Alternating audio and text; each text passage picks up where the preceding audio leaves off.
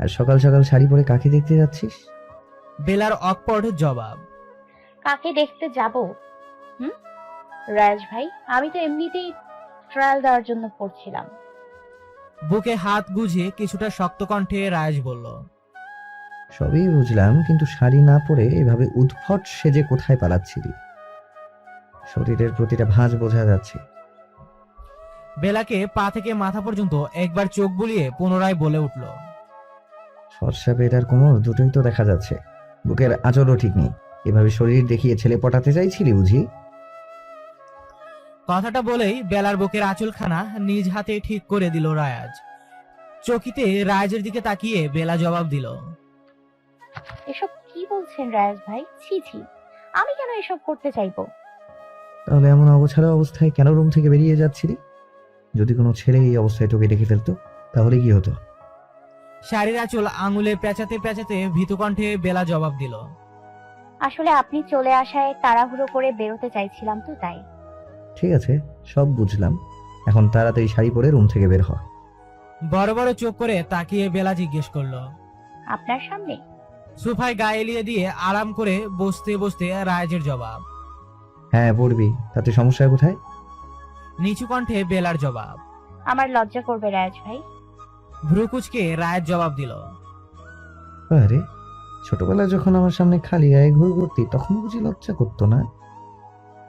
লজ্জার লাল বর্ণ ধারণ করলো বেলার চোখ মুখ, গাল আর কান দুটো হয়ে উঠলো আগুনের ন্যায় গরম। লজ্জায় মিয়ে যেতে যেতে অস্পষ্ট স্বরে বলে উঠল। তখন ছোট ছিলাম রাজ ভাই। তীক্ষ্ণ দৃষ্টি নিক্ষেপ করে এবার বেলার দিকে এগিয়ে এলো রায়াজ। শক্ত হাতে স্পর্শ করলো বেলার উন্মুক্ত কোমর। মৃদু কেঁপে উঠে চোখ জোড়া বন্ধ করে নিল বেলা। নিজের বক্ষপটে বেলার কোমল হাত পেয়ে ধরে গভীর কণ্ঠে রায়াজ প্রশ্ন করলো।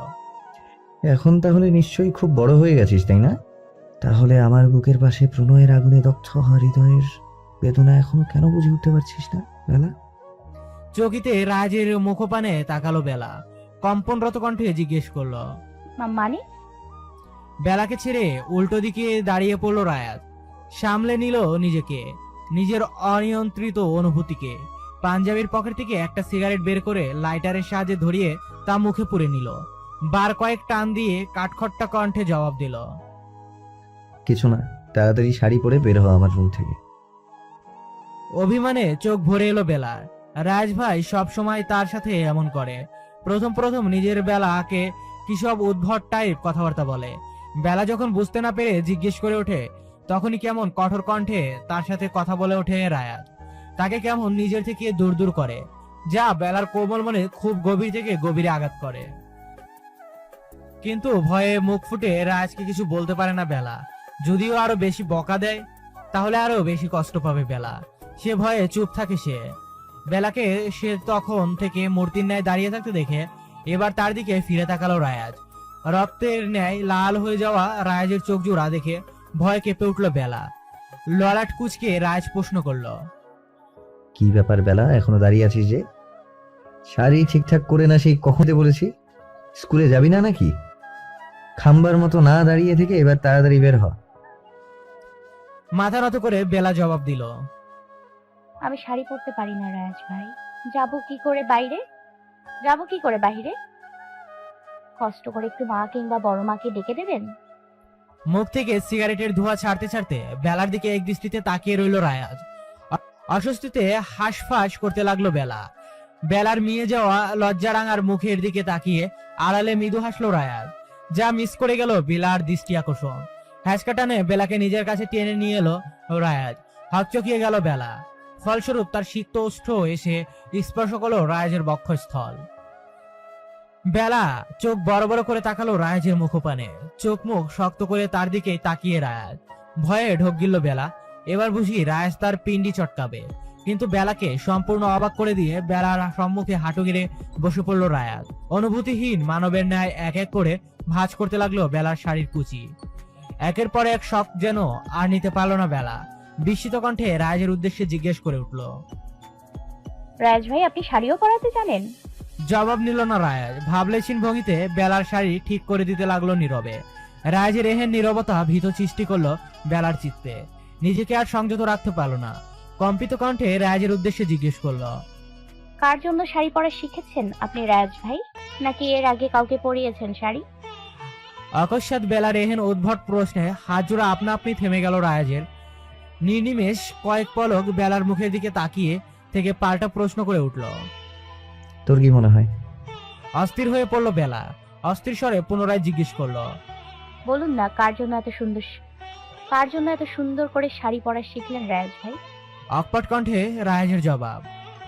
যার জন্যই শিখি না কেন, তোর জন্য শিখিনি, এটা ভিও থাক। চোখ ভরে উঠল বেলার।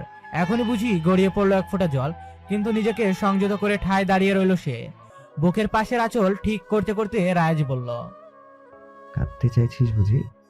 চমকে রায়াজের দিকে তাকালো বেলা, নিজেকে ধাতস্থ করে জবাব দিল। কই না তো। রায়াজের নির্লিপ্ত জবাব।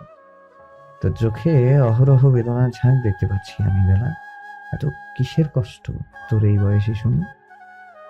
কিছু না রাজ ভাই, আমি একদম ঠিক আছি। ঠিক আছে, তাহলে যা এবার। 1 মিনিটও ব্যয় না করে দ্রুত পায়ে রায়াজের রুম ত্যাগ করলো বেলা। বেলার যাওয়ার দিকে নির্বিশেষ তাকিয়ে থেকে রায়াজ বিড়বিড় করে উঠল। আমার হৃদয়ে সিক্ত চন্দ্রমল্লিকা, কবে বড় হতে? বেলার কন্দনরত কণ্ঠ কর্ণপাত হয়ে ধক করে উঠল রায়াজের অন্তঃকরণ। কেবলমাত্র স্নান সেরে বেরিয়েছিল সে, কোমরে তাল করে একটা তোয়ালে জড়ানো। কোনো দিক বেদিক বিচার না করে রায়াজ ছুটতে লাগলো বেলার রুমের উদ্দেশ্যে। বেলাকে কাঁদতে দেখে দ্রুত এগিয়ে গেল তার দিকে, দুহাতে আগলে ধরে নিজেকে বুকের সাথে চেপে ধরলো বেলাকে। মাথায় হাত বুলিয়ে দিতে দিতে শান্ত করতে লাগলো। ও রুমি রওশনকে দৃষ্টিপাত হতে জিজ্ঞেস করলো। কি হয়েছে ছোট মা? বেলা এভাবে কাছে কেন? তুমি কি ওকে কিছু বলেছো? অবাক কণ্ঠে রুমি রওশন রায়াজের উদ্দেশ্যে বলে উঠল। তার আগে তুই বল, তুই এমন অর্ধলগ্ন হয়ে শুধু একটা তোয়াল পরে এতগুলো মহিলা মানুষের সামনে ঘুরঘুর করছিস কেন? কথাটা শেষ করতেই রুমে উপস্থিত থাকা সকলে জোরে হেসে উঠল। সংবিত ফিরে এলো রায়াজের, তবে এক চুলও নড়ল না সে। আগের মতো শক্ত করে নিজের বুকের সাথে চেপে ধরে রইল বেলাকে। আটকে উঠল বেলা, নিজেকে রায়াজের বাহুডোরে থেকে ছাড়াতে ছাড়াতে বলে উঠল। এ কি করলেন রাজ ভাই? এখন বিয়ে বাড়ি সব মেয়েগুলোও নিশ্চয়ই আপনাকে চোখ দিয়ে গিলে খাচ্ছে। বেলার কথা শুনে আশেপাশে নির্বিশেষ চোখ বোলাতলো রায়াজ। সত্যি মেয়েগুলো কেমন ড্যাব ড্যাব করে তাকিয়ে আছে। সেদিক থেকে চোখ ফিরিয়ে বেলাকে জিজ্ঞেস করলো। কি হয়েছে? তখন এভাবে কাঁদছিলি কেন? জবাব দিল রুমি রওশন। আর বলিস না, এই মেয়ের কার্যকলাপের কথা। চুল আসায় না মনে হয় 1 বছর। চুলে কি জটটাই না বেঁধেছে। এখন চুলের জটটা ছাড়িয়ে চুলে বেরুনি করে দিতে চাইছিলাম, আর এই শুরু হলো তার নাটক। শুরু করে দিল বাচ্চাদের মতো ভ্যা ভ্যা করা। বলি বয়স তো আর কম হলো না তোর, 16 বছর হয়ে গেছে অনেক আগেই। কিছুদিন পর তো বিয়ে দেওয়া যাবে। অভিমানী কণ্ঠে বেলার জবাব। আমি কোনো নাটক করিনি রাজ ভাই, সত্যি আমার খুব ব্যথা লাগছিল। বেলার মুখপানে এক পলক তাকিয়ে থেকে রায়াজ বলল। চল আমার সাথে। অবাক হলো রুমি রওশন, অবাক কান্তিত কণ্ঠে জিজ্ঞেস করলো। কোথায় যাবে ও আবার তোর সাথে? বেলার হাত নিজের মুঠোয় পুড়ে নিয়ে রায়াজের ভাবলেশীন উত্তর। আমার রুমে। বেলাকে রুমে এনে খাটে বসতে ইশারা করে নিজের চলে গেল আলমারি দিকে। ভিতর থেকে একটা ফুল স্লিভের হোয়াইট শার্ট আর ব্ল্যাক ড্যামিন জিন্স বের করে হাতে নিল। সেদিকে তাকিয়ে বেলা রায়াজের উদ্দেশ্যে জিজ্ঞেস করে।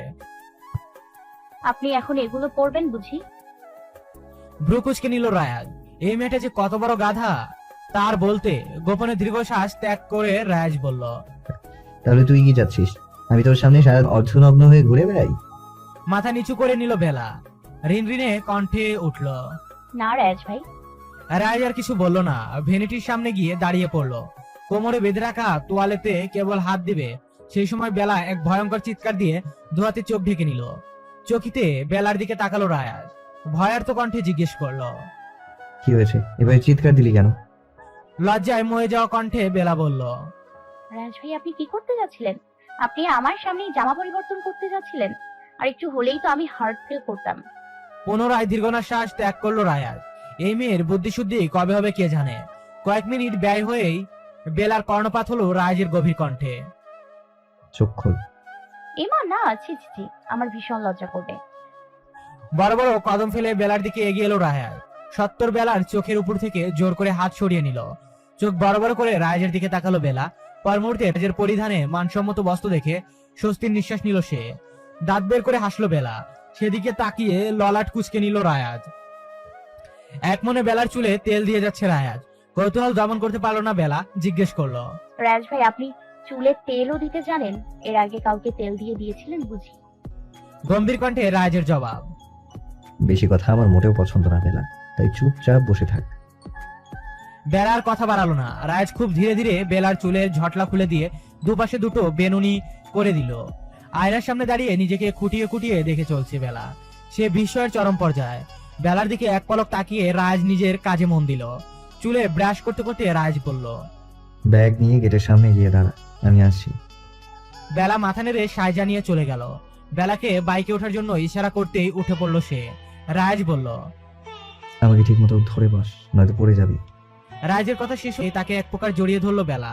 নিঃশ্বাস আটকে আসছে রাজে। তার অবাধ্য অনুভূতি নিয়ে এই মেয়ে যা খেলা খেলছে, নিজেকে ধাতস্থ করে বেসামাল অনুভূতিগুলোকে আটকায় রায়াজ। ধমকে ওঠে বেলাকে, সমস্যা কি বেলা? আমাকে ধরে বসতে বলেছি, জড়িয়ে ধরতে বলিনি। স্টুপিড। আমার কাঁধে হাত রেখে বস। রাজের কথা মতো বেলাও তাই করলো। বাইক থামতেই বেলা নেমে পড়লো। কয়েক পলক বেলার মুখের দিকে তাকিয়ে রায়াজ বলল, ভেতরে যা, সাবধানে থাকিস। 4 পিরিয়ড ক্লাস করে ছুটি দিয়ে দিবে, আমি প্রিন্সিপাল স্যারকে বলে দিব। বেলা সায় জানিয়ে চলে যেতে চাইলে রায়াজ ডেকে উঠলো, আর শোন, আমি এসে নিয়ে যাব, একদম পাকামো করে কোথাও যাওয়ার চেষ্টা করবি না। বেলা মাথা নাড়লো। Tiffin period. কাঁধে ব্যাগ ঝুলিয়ে হামি তুলতে তুলতে বাইরে বেরিয়ে এলো বেলা। গ্রীষ্মের গরমে হাঁসফাঁস অবস্থা তার। তবে সেদিকে ভ্রুক্ষেপ না করে চারপাশে চোখ বুলিয়ে কাউকে খুঁজতে ব্যস্ত সে। সেই মুহূর্তে এক প্রকার লাফিয়ে এসে বেলার হাত রাখলো চিঙ্কি, বেলার বেস্ট ফ্রেন্ড। জিজ্ঞেস করলো, কি রে বেলা, আমাকে না জানিয়ে চলে যাচ্ছিস? তা কার সাথে বাসা যাবি এখন? রাজ ভাই আসবে বলেছে। সঙ্গে সঙ্গে হাব ভাব পাল্টে গেল চিঙ্কি। মিটি মিটি হাসতে হাসতে বলল, বলছিস কি বেলা, একটু লাইন করিয়ে দে না রাজ ভাইয়ের সাথে। যা সুন্দর উনি, একদম রসগোল্লার মতন, ইচ্ছে করে একদম খেয়ে নি। অকস্মাৎ চুলে টান পড়তেই বিভৎস এক চিৎকার দিয়ে উঠলো চিঙ্কি। জোরে জোরে চুল টানতে টানতে রাগান্বিত স্বরে বেলা বলল, একদম রাজ ভাই সম্পর্কে উল্টাপাল্টা কথা বলবি না, আর না ওনার দিকে চোখ তুলে তাকাবি, নয়তো তোকে আমি একদম মেরে ফেলবো। দ্বিগুণ ঝাঁঝানো কণ্ঠে চিঙ্কি বলল, তোর এত সমস্যা কোথায়? রাজ ভাই কি তোর প্রেমিক লাগে, নাকি উনি তোকে ভালোবাসে? যে কোনো মেয়ে তাকে পছন্দ করলেই তুই এমন করিস? দমেগে বেলা ছিঁড়ে দিল চুল। টু শব্দ না করে এগোতে লাগলো সামনের দিকে। পিছনে ফিরে চিঙ্কি বলল, রাগ করিস না, আর সন্ধ্যায় রেডি হয়ে চলে আসিস জান। মুখ ভেঙচি কাটলো চিঙ্কি। মৃদু হাসলো বেলা। পা চালালো আবারও সামনের দিকে। বেশ কিছু দূরে দর্শন মিলল রায়াজের। সেদিকে এগোলো সে। বেলাকে নিজের দিকে এগোতে আসতে দেখে সামনের দিকে এগিয়ে গেল সে। রাজকে এগিয়ে আসতে দেখে পা জোড়া থামিয়ে দিল বেলা, আর দাঁড়িয়ে রইল এক জায়গায় এক ভঙ্গিতে। কয়েক পলক বেলার মুখের দিকে তাকিয়ে রইল রায়াজ। অতঃপর পকেট থেকে রুমাল বের করে ঘামে ভিজে যাওয়া পুরো মুখ মুছে দিল বেলার। মূর্তির ন্যায় দাঁড়িয়ে রইল। রায়াজ জিজ্ঞেস করলো, খুব গরম লাগছে কি? মাথা নাড়লো বেলা। রায়াজ বলল, আচ্ছা চল। বেলার এক হাত নিজের মুঠোয় পুড়ে নিয়ে সামনের দিকে এগোতে লাগলো রায়াজ। স্কুল গেট পেরিয়ে বাইরে বেরিয়ে এলো। সামনে গিয়ে হাঁক ছেড়ে রিক্সা ডাকতে লাগলো। অবাক হলো বেলা, বলে উঠলো, রিক্সা ডাকছেন কেন রায় ভাই? ওই তো আপনার বাইক দেখা যাচ্ছে, তাহলে রিক্সা কেন? তোর না গরম লাগছে তাই? গরম লাগছে দেখে বাইক রেখে রিক্সা দিয়ে যেতে হবে? এ আবার কোন দেশের নিয়ম? তাপমাত্রা জানিস আজকের? 34°C। রোদের তেজ দেখেছিস? বাইকে বসলে রোদ লাগবে তোর, বাসায় যেতে যেতে অসুস্থ হয়ে পড়বি। আরো বেশি অবাক হলো বেলা। কখনো কখনো হয়তো অতি বুদ্ধিমান মানুষগুলো বোকা বোকা কথা বলে। এমন কথা জীবনেও শোনেনি সে। বাইক গেলে নাকি রোদ লাগবে, রিক্সায় গেলে নাকি লাগবে না। জিজ্ঞেস করলো, তাহলে আপনার বাইকের কি হবে? কয়েক পলক বেলার ঘামার তো মুখটার দিকে তাকিয়ে রায়ের জবাব দিল, কাউকে পাঠিয়ে দিব, এসে নিয়ে যাবে। একটা রিক্সা ডেকে তাতে বেলাকে নিয়ে উঠে বসলো রায়াজ। বলে উঠলো, রিক্সায় হুডিটা উঠিয়ে দিন মামা। এবার বিষয়টা বেলার বোধগম্য হলো বেলার কাছে। বেশ আনন্দ অনুভূত হলো চিত্তপট্টে। রাজ ভাই আর কত খেয়ালই না রাখে। তার নিজেরও রাজকে দেখলে কেমন একটা লাগে। বুকের ভিতর কেমন ধুক ধুক করে, পেটের মধ্যে কেমন সুরসুরি লাগে। তবে তারও বেশ লাগে রাজ ভাইয়ের পাশে পাশে থাকতে। আনমনে এসব ভাবতে ভাবতে রাজের কাঁধে মাথা এলিয়ে দিল বেলা। চকিতে বেলার মুখপান তাকিয়ে রাজ গম্ভীর কণ্ঠে শুধালো, কি সমস্যা? সোজা হয়ে বস। সম্মিত ফিরল বেলার। সত্তর তাকে ছেড়ে দিয়ে কিছুটা দূরত্ব নিয়ে বসলো। রিক্সা চলতে লাগলো আপন গতিতে। কিয়ৎকাল বাদ ফের রাজের কণ্ঠস্বর কর্ণপাত হতেই সেদিকে তাকালো সে। তোর কি কোথাও কষ্ট হচ্ছে? খারাপ লাগছে? গরম কি খুব বেশি লাগছে? এদিকে আয় দেখি। বেলা মুখ খুলে কিছু বলতে নিবে তার পূর্বেই রাজ তার মাথাটা নিজের কাঁধে রাখলো, বলল। খারাপ লাগলে এভাবেই কিছুক্ষণ বসে থাক। বেলা আর কিছু বললো না। তারও বেশ ভালো লাগছে এভাবে থাকতে। কেমন সুখ সুখ অনুভূত হচ্ছে, কিন্তু কেন হচ্ছে তা তারও অজানা। তবে সে এটা জানে রাজ ভাইয়ের সবকিছু তার বেশ ভালোই লাগে। সে যাই করুক না কেন, কেবল বকলে একটু কষ্ট লাগে, তাতে কি? রায়াজ তাই তো তাকে বেশ আদরও করে। চোখ বুজে নিল বেলা। সময়টা বেশ লাগছে তার কাছে। এই কাঠফাটা গরমের মধ্যে হঠাৎ নিজের আশেপাশে মৃদু বাতাসের আভাস অনুভূত করে চিকিতে চোখ মিলল বেলা। দেখতে পেল রাজ নিজের ওষ্ঠের সাহায্যে তাকে বাতাস দিতে যাচ্ছে। নিজের ওষ্ঠের দ্বারা পরপর ফু দিয়ে চলছে তার মুখমণ্ডলে। সত্তর নিজের মাথা রাজের কাছ থেকে উঠিয়ে নিল বেলা। রাজকে নিজের এত বেশি কাছে দেখে তার কানি কেমন লাগছে। সন্তপর্ণে একটা শুকনো ঢোক গিলল বেলা। পুনরায় বেলার মাথা নিজের কাঁধে রেখে রাজভারী স্বরে রাজ বলল। এত নড়াচড়া না করে চুপচাপ চোখ বন্ধ করে বসে থাক। রিক্সা এসে থামলো রওশন বাড়ির গেটে। দ্রুত নেমে পড়লো বেলা। দূরেই তাদের সকল কাজিনদের দেখা যাচ্ছে। সেদিকে দৌড়ে লাগলো সে। সেদিকে তাকিয়ে ললাট কুচকে নিল রাজ। ধমকে উঠল। আস্তে যা, পড়ে যাবি কিন্তু। যার যার জামা কাপড় আর প্রয়োজনীয় সকল সামগ্রী গুছিয়ে সকলে ব্যাগে ভরে নিল। এখন বাড়ির সকলে মেয়েদের পার্লারে যাবে সাজতে। তোড়জোড় চলছে সমান তালে। বাড়ির বড়রা ব্যস্ত বিয়ের কাজে, ফুরসত নেই কারো। সবার আগে ব্যাগপত্র নিয়ে ছুটছে বেলা। বাগানে ডেকোরেশনের কাজ দেখছিল রায়াজ। বেলাকে ব্যাগপত্র নিয়ে সবার আগে কোথাও ছুটতে দেখে ভ্রু কুঁচকে নিল সে। হাঁক ছাড়লো। এই বেলা, কোথায় যাচ্ছিস? এদিকে আয়। এত ব্যাকপ্যাক নিয়ে যাচ্ছিস কোথায়? কাচুমাচু করে বেলা কিছু বলবে তার পূর্বেই অর্পিতা বলল। কেন, তুই জানিস না আজকে আমার মেহেন্দি অনুষ্ঠান, সবাই পার্লারে সাজতে যাচ্ছি। কপাল কুঁচকে নিল রায়াজ, বলল। পার্লারে যাওয়ার দরকার কি? আমাকে বলতি, মেকআপ আর্টিস্টদের ফোন করে দিতাম, তারা বাড়িতে এসেই সাজিয়ে দিত। জি না, পার্লারে গিয়ে সাজা আর বাড়িতে বসে সাজা অনেক পার্থক্য, বুঝেছিস? পার্লার থেকে সাজার পর আমি যখন বাড়ির পথে আসব, তখন মানুষ আমাকে ঘুরে ঘুরে দেখবে আর বলবে, এই এটা বউ না। তখন কি যে মজা হবে। আপনা আপনি ভ্রু কুচকে গেল রায়াজের। মহিলা মানুষ মানে ভেজাল। তার আর মাথা ঘামালো না সে। নিজেই কাজে মনোনিবেশ করলো। পর মুহূর্তে বেলার কথা মাথায় আসতেই পাশ ফিরে তাকিয়ে জিজ্ঞেস করলো। কিন্তু তুই কোথায় যাচ্ছিস? পুনরায় বেলার পূর্বে অর্পিতা বলল। বারে, ও বুঝি সাজবে না? ভারী কণ্ঠে রায়াজের উত্তর। না। অবাক হলো সবাই। অর্পিতা জিজ্ঞেস করলো। কিন্তু কেন? আমরা সবাই তো সাজি। সবাই যা খুশি কর, ও করতে পারবে না। ভ্রুজুরা কুচকে নিল অর্পিতা, বলে উঠলো। কেন করতে পারবে না? চোখ মুখ শক্ত করে রায়াজ উত্তর দিল। আমি বলেছি তাই, তোরা চলে যা, ও যাবে না। কথাটা বলেই বেলাকে হিরি হিরিয়ে টানতে টানতে ভিতরে নিয়ে যেতে লাগলো রায়াজ। অবাক চিত্তে সেদিক তাকিয়ে সকলে। অর্পিতা লম্বা করে শ্বাস ত্যাগ করলো। তার ভাই একবার যখন না করেছে, তখন সূর্য পশ্চিম দিকে উঠলেও তার কথার কোনো পরিবর্তন হবে না। তাই সে কাল বিলম্ব না করে বাকিদের নিয়ে ছুটলো পার্লারের উদ্দেশ্যে। বেলা যেন এবার কেঁদে দিবে। নিজে ভ্রুবন্ধন বহু কষ্টে আটকে রায়াজকে জিজ্ঞেস করলো। আমাকে কেন যেতে দিলেন না রাজ ভাই? সবাই কত সুন্দর, আর পার্লার থেকে সেজে আসবে, সবাইকে খুব সুন্দর লাগবে। আমি কেন সাজতে পারবো না? এখন আমাকে আর সুন্দর লাগবে না। থমকে গেল রায়াজের কদম। পিছনে ঘুরে বেলার দুগাল আলতো করে স্পর্শ করলো। চোখ বুজিয়ে নিল বেলা। রাজ ভাই তাকে স্পর্শ করলে তার গা কেমন শিরশির করে। তবে খারাপ লাগে না, বেশ লাগে। অকস্মাৎ পুরুষালী গম্ভীর কণ্ঠে সম্বিত ফিরল বেলার। তুই কি জানিস, আমার চোখে দেখা পৃথিবীর সবচেয়ে সুন্দর নারীর দ্বিতীয়টি তুই। কণ্ঠটা শুনে বেশি খুশি হলো বেলা। পর মুহূর্তে আবার অস্থির হয়ে পড়লো সে। ব্যস্ত কণ্ঠে জিজ্ঞেস করলো। তাহলে প্রথম নারীটি কে রাজ ভাই? বিরক্ত হলো রায়াজ। এই মেয়ের খালি উল্টাপাল্টা চিন্তা ভাবনা আর অহেতুক প্রশ্ন। রাজকে চুপ থাকতে দেখে আরো বেশি অস্থির হলো বেলা। বারবার জিজ্ঞেস করতে লাগে। বলুন না, কে সেই প্রথম নারী?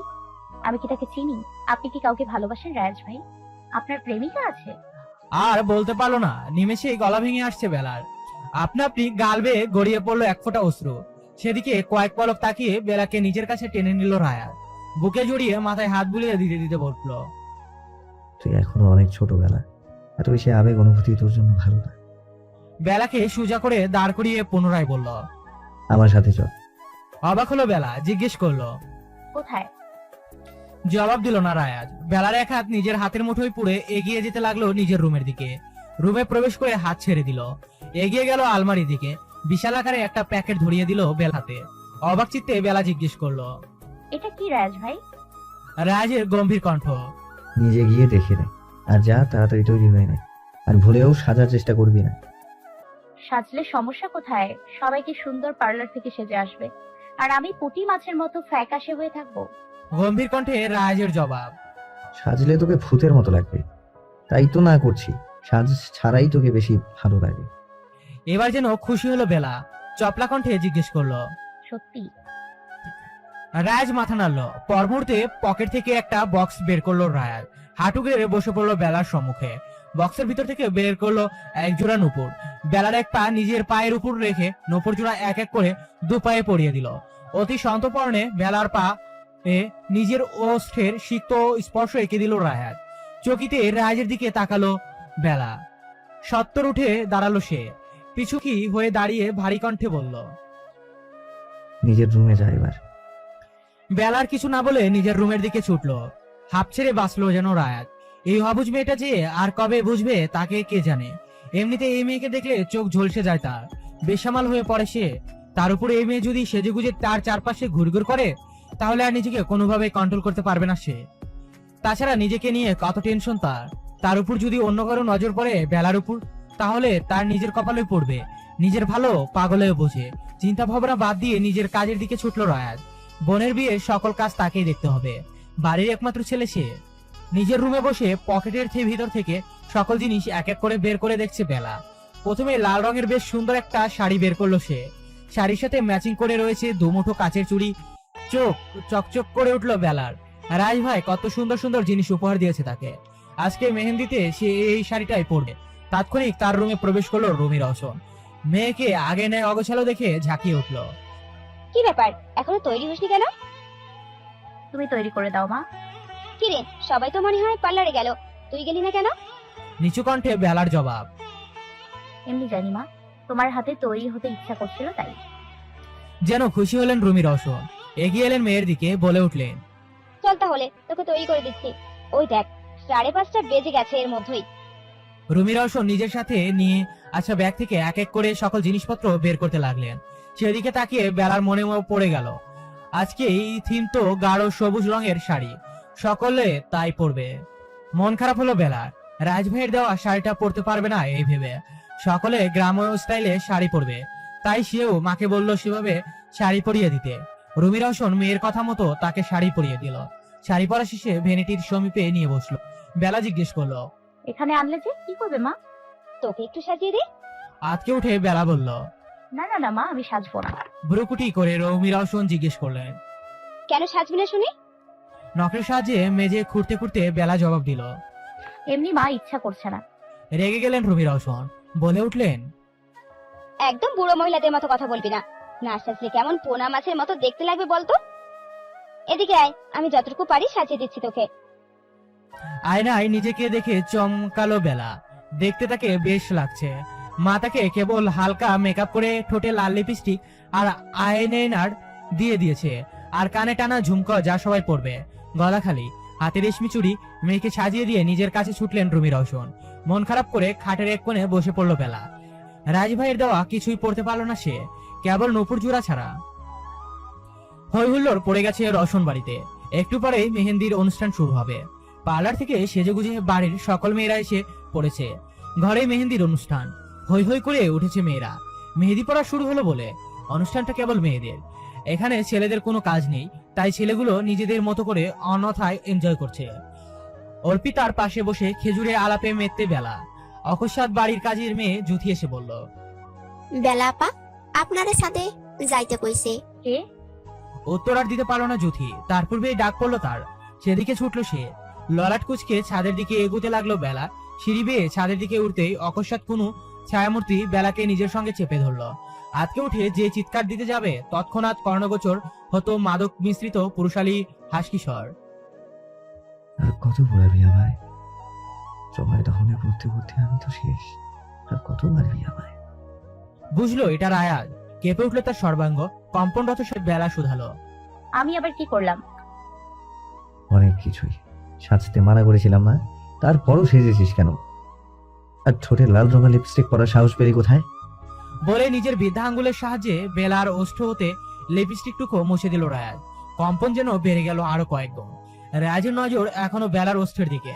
সেদিকে দৃষ্টি রেখে উন্মুক্ত কোমরে হাত রেখে নিজের খুব সন্নিকটে নিয়ে এলো বেলাকে। নিজের মুখে নামিয়ে আনলো বেলার ওষ্ঠের খুব কাছাকাছি। আবেশে চোখ বুঝে নিল বেলা। বেলার ললাটে নিজের ওষ্ঠের সিক্ত স্পর্শ এঁকে দিল রায়াজ। তখনও চোখ বন্ধ বেলার। বেশ খানিক সময় অবহিত হওয়ার পরও যখন নিজের ওষ্ঠ কোণে কোনো স্পর্শ পেল, তখন আলগোজ চোখ মিলল বেলা। দেখতে পেল তার থেকে ঠিক কয়েক ইঞ্চি দূরে রেলিং এ হেলান দিয়ে পাঞ্জাবির পকেটে হাত গুজে দাঁড়িয়ে রায়াজ। দৃষ্টি তার বেলাতে স্থির। চোখ খুলতেই বেলার উদ্দেশ্যে রায়াজ বলল, এই ছোট্ট বয়সে এসব উল্টাপাল্টা চিন্তা ভাবনা নিয়ে ঘুরিস কিভাবে? এসব চিন্তা মাথা থেকে ঝেড়ে ফেল। এখনো অনেক ছোট তুই। অতঃপর বেলার খুব সন্নিকটে এসে কিঞ্চিৎ ঝুঁকলো বেলার দিকে। পুনরায় উন্মুক্ত কোমরে নিজের শক্তপোক্ত হাত চেপে ধরে টেনে নিল নিজের আরো কাছে। বলে উঠল, তুই যেটার কথা ভেবেছিলি তার সময় এখন নয়, আরো পরে। কথাটা বলেই বেলার ডান গালে সশব্দে একটা চুমু এঁকে দিল। আপনা আপনি দু চোখ বড় হয়ে গেল বেলার।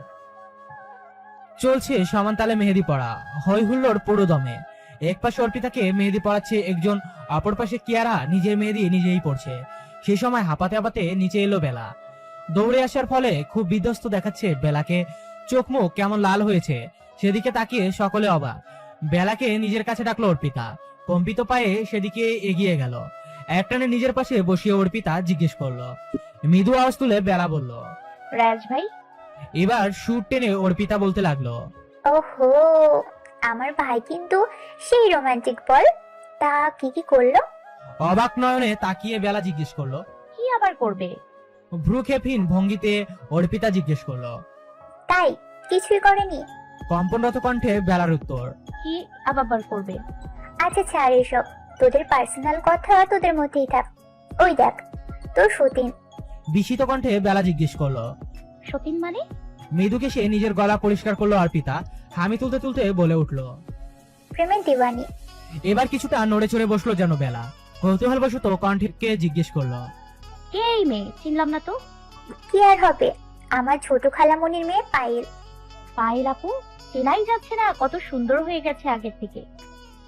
হ্যাঁ সেটাই তো কথা। এখন রায়েশ ভাইয়া যদি পায়েলের প্রেমে পড়ে যায় বেশ হবে বল। পায়েলকে কিন্তু আমার বেশ লাগে, মায়েরও খুব পছন্দ। কথাটা বলে বেলাকে কোনো দিয়ে গুঁতো মারলো অর্পিতা। আতঙ্কের এক ভয়াবহ রেশ কেটে গেল বেলার চিত্তপটে। রাজ ভাই যদি সত্যি সত্যি পায়েল আপুকে পছন্দ করে ফেলে তাহলে কি হবে? তীর তীর করে ঘামতে লাগলো বেলা। ভ্রুকুচকে অর্পিতা জিজ্ঞেস করলো, কি রে, কি হয়েছে তোর? হঠাৎ এমন ঘামছিস কেন? দুদিকে মাথা নাড়লো বেলা, যার অর্থ কিছুই হয়নি তার। অর্পিতা একজন আর্টিস্টকে বললো বেলার শ্বাস ঠিক করে দিতে। শঙ্কিত চিত্রে বেলা নাকচ করলো, কিন্তু কে শোনে কার কথা। অবশেষে বাধ্য হয়ে শ্বাস ঠিক করতে গেল বেলা। মেয়েটি শ্বাস ঠিক করার কথা বলে তাকে বেশ মেকআপ লাগিয়ে দিয়েছে। তপ্ত শ্বাস ত্যাগ করলো বেলা। রায়াজে ভাই নিশ্চয় তাকে এবার আচ্ছা মতো বকে দিবে। বরপক্ষের মেয়েরা আজ মেহেন্দি অনুষ্ঠান উপলক্ষে এখানে অংশগ্রহণ করবে বলে সেই তোড়জোড় চলছে রওশন বাড়িতে। আয়োজনের কমতি নেই বিন্দু মাত্র। গেটের সামনে অহরহ গাড়ির আগমন দেখে সেদিকে ছুটলো সকলে। তবে মেহমানদের দেখে খুশি হওয়ার বদলে অবাকই বেশি হলো বই কি। মেয়েদের অনুষ্ঠানে হওয়ার সুবাদে কেবল মেয়েদের আনগোনায় মুখ্য, কিন্তু অকস্মাৎ বেশ কিছু ছেলে মেয়েদের আগমনে অবাক হওয়া স্বাভাবিক বিষয়। পর মুহূর্তে অবাকের রেস কাটিয়ে মেহমানদের সাদরের সঙ্গে ভিতরে নিয়ে গেল সকলে। মেহমানদের খাবার দেওয়া হলো। খাবার দাবার শেষ হলে অনুষ্ঠানে অংশগ্রহণ করলো। তবে বিব্রতকর অবস্থায় পড়ে গেল মেয়েরা। অনুষ্ঠান হওয়ার কথা ছিল কেবল মেয়েদের, এর মাঝে ছেলেদের দেখে সকলে হাঁসফাঁস অবস্থা। অনেকক্ষণ যাবৎ রাজকে কোথাও দেখতে না পেয়ে তার খোঁজে বাগানের দিকে এলো বেলা। আঁখি ঘুরিয়ে খুঁজতে লাগলো চারিপাশ। নিজের ভাবনার মাঝে আকস্মিকতায় কোনো পুরুষালী কণ্ঠস্বর কর্ণপাত হতেই চমকে উঠলো। পাশ ফিরে তাকিয়ে দেখতে পেল একজন সুদর্শন যুবককে। নিজের দিকে ফিরতেই যুবকটি বেলার উদ্দেশ্যে বলে উঠলো, Excuse me, can I talk for you sometime? Actually, I felt so bored. জি বলুন, কি বলবেন? Nothing so special. আমি কিছু এক কথা বলতে চেয়েছিলাম, এই যে। ও আচ্ছা। জি আমি রোশন, আপনি? রুবাইয়াত বেলা। বেশ সুন্দর, ঠিক আপনার চেহারার মতন। চকিতে ছেলেটির দিকে তাকালো বেলা, জিজ্ঞেস করলো, মানে? নাথিং, বাই দ্য ওয়ে আপনাকে কিন্তু শাড়িতে বেশ লাগছে। কিছু বলতে নিবে বেলা, তার পূর্বে ঝড়ের গতিতে রাজ এসে বেলাকে টেনে হিসড়ে কোথাও নিয়ে যেতে লাগলো। শঙ্কিত চিত্রে বেলা বলল, হাতে আমার খুব লাগছে রায়াজ ভাই, ছাড়ুন না প্লিজ। আর এভাবে কোথায় নিয়ে যাচ্ছেন? হেলদুল নেই কোনো রাজে। পূর্বের ন্যায় টানতে টানতে বেলাকে নিজের রুমে নিয়ে আসে রায়াজ, ধাক্কা মেরে ফ্লোরে এক প্রকার। ফলশ্রুতিতে হাতে পায়ে কিছুটা ব্যথা অনুভব করে বেলা।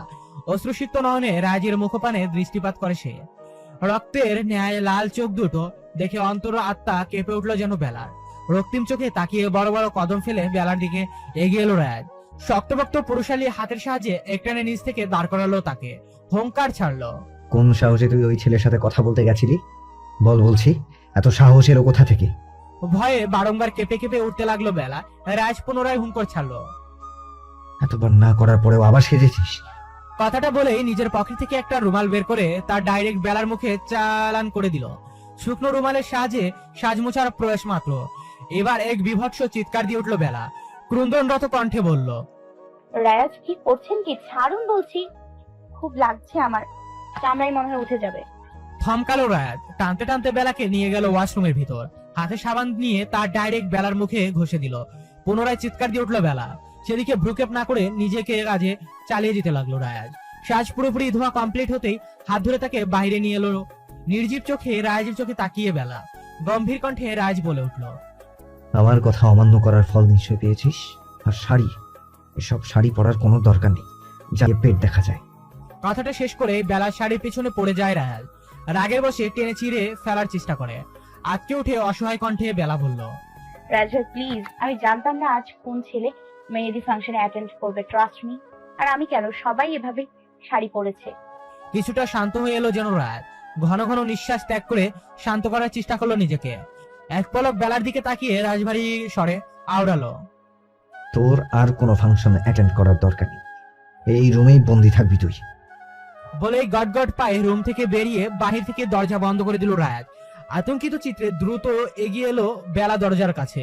কড়া নাড়তে নাড়তে লাগলো জোরে জোরে, ডাকতে লাগলো, রায়াজ ভাই দরজা খুলুন প্লিজ। কোথায় গেলেন আমাকে ফেলে? রায়াজ ভাই প্লিজ, আমার কি দোষ? আমি ইচ্ছে করে কিছুই করিনি, প্লিজ খুলে দিন দরজা। বেশ কয়েকবার হাত ছাড়ার পরেও যখন কেউ দরজা খুললো না, তখন ক্লান্ত হয়ে বেলা বিছানার দিকে এগিয়ে গেল। আস্তে করে নিজের মাথায় এলিয়ে দিল একটা বালিশে। চোখের অশ্রু ফেলতে লাগলো নীরবে। রাত 11:45 রুমে প্রবেশ করলো রায়। কাজের চাপে শ্বাস ফেলানোর সময়টুকু পায়নি সে। যার দারুণ বেলার বিষয়টা একদম মাথা থেকে বেরিয়ে গেছিল। বাড়ির অনেকেই বেলার কথা জিজ্ঞেস করেছিল বই কি, সে অন্য কথা বলে কাটিয়ে দিয়েছে।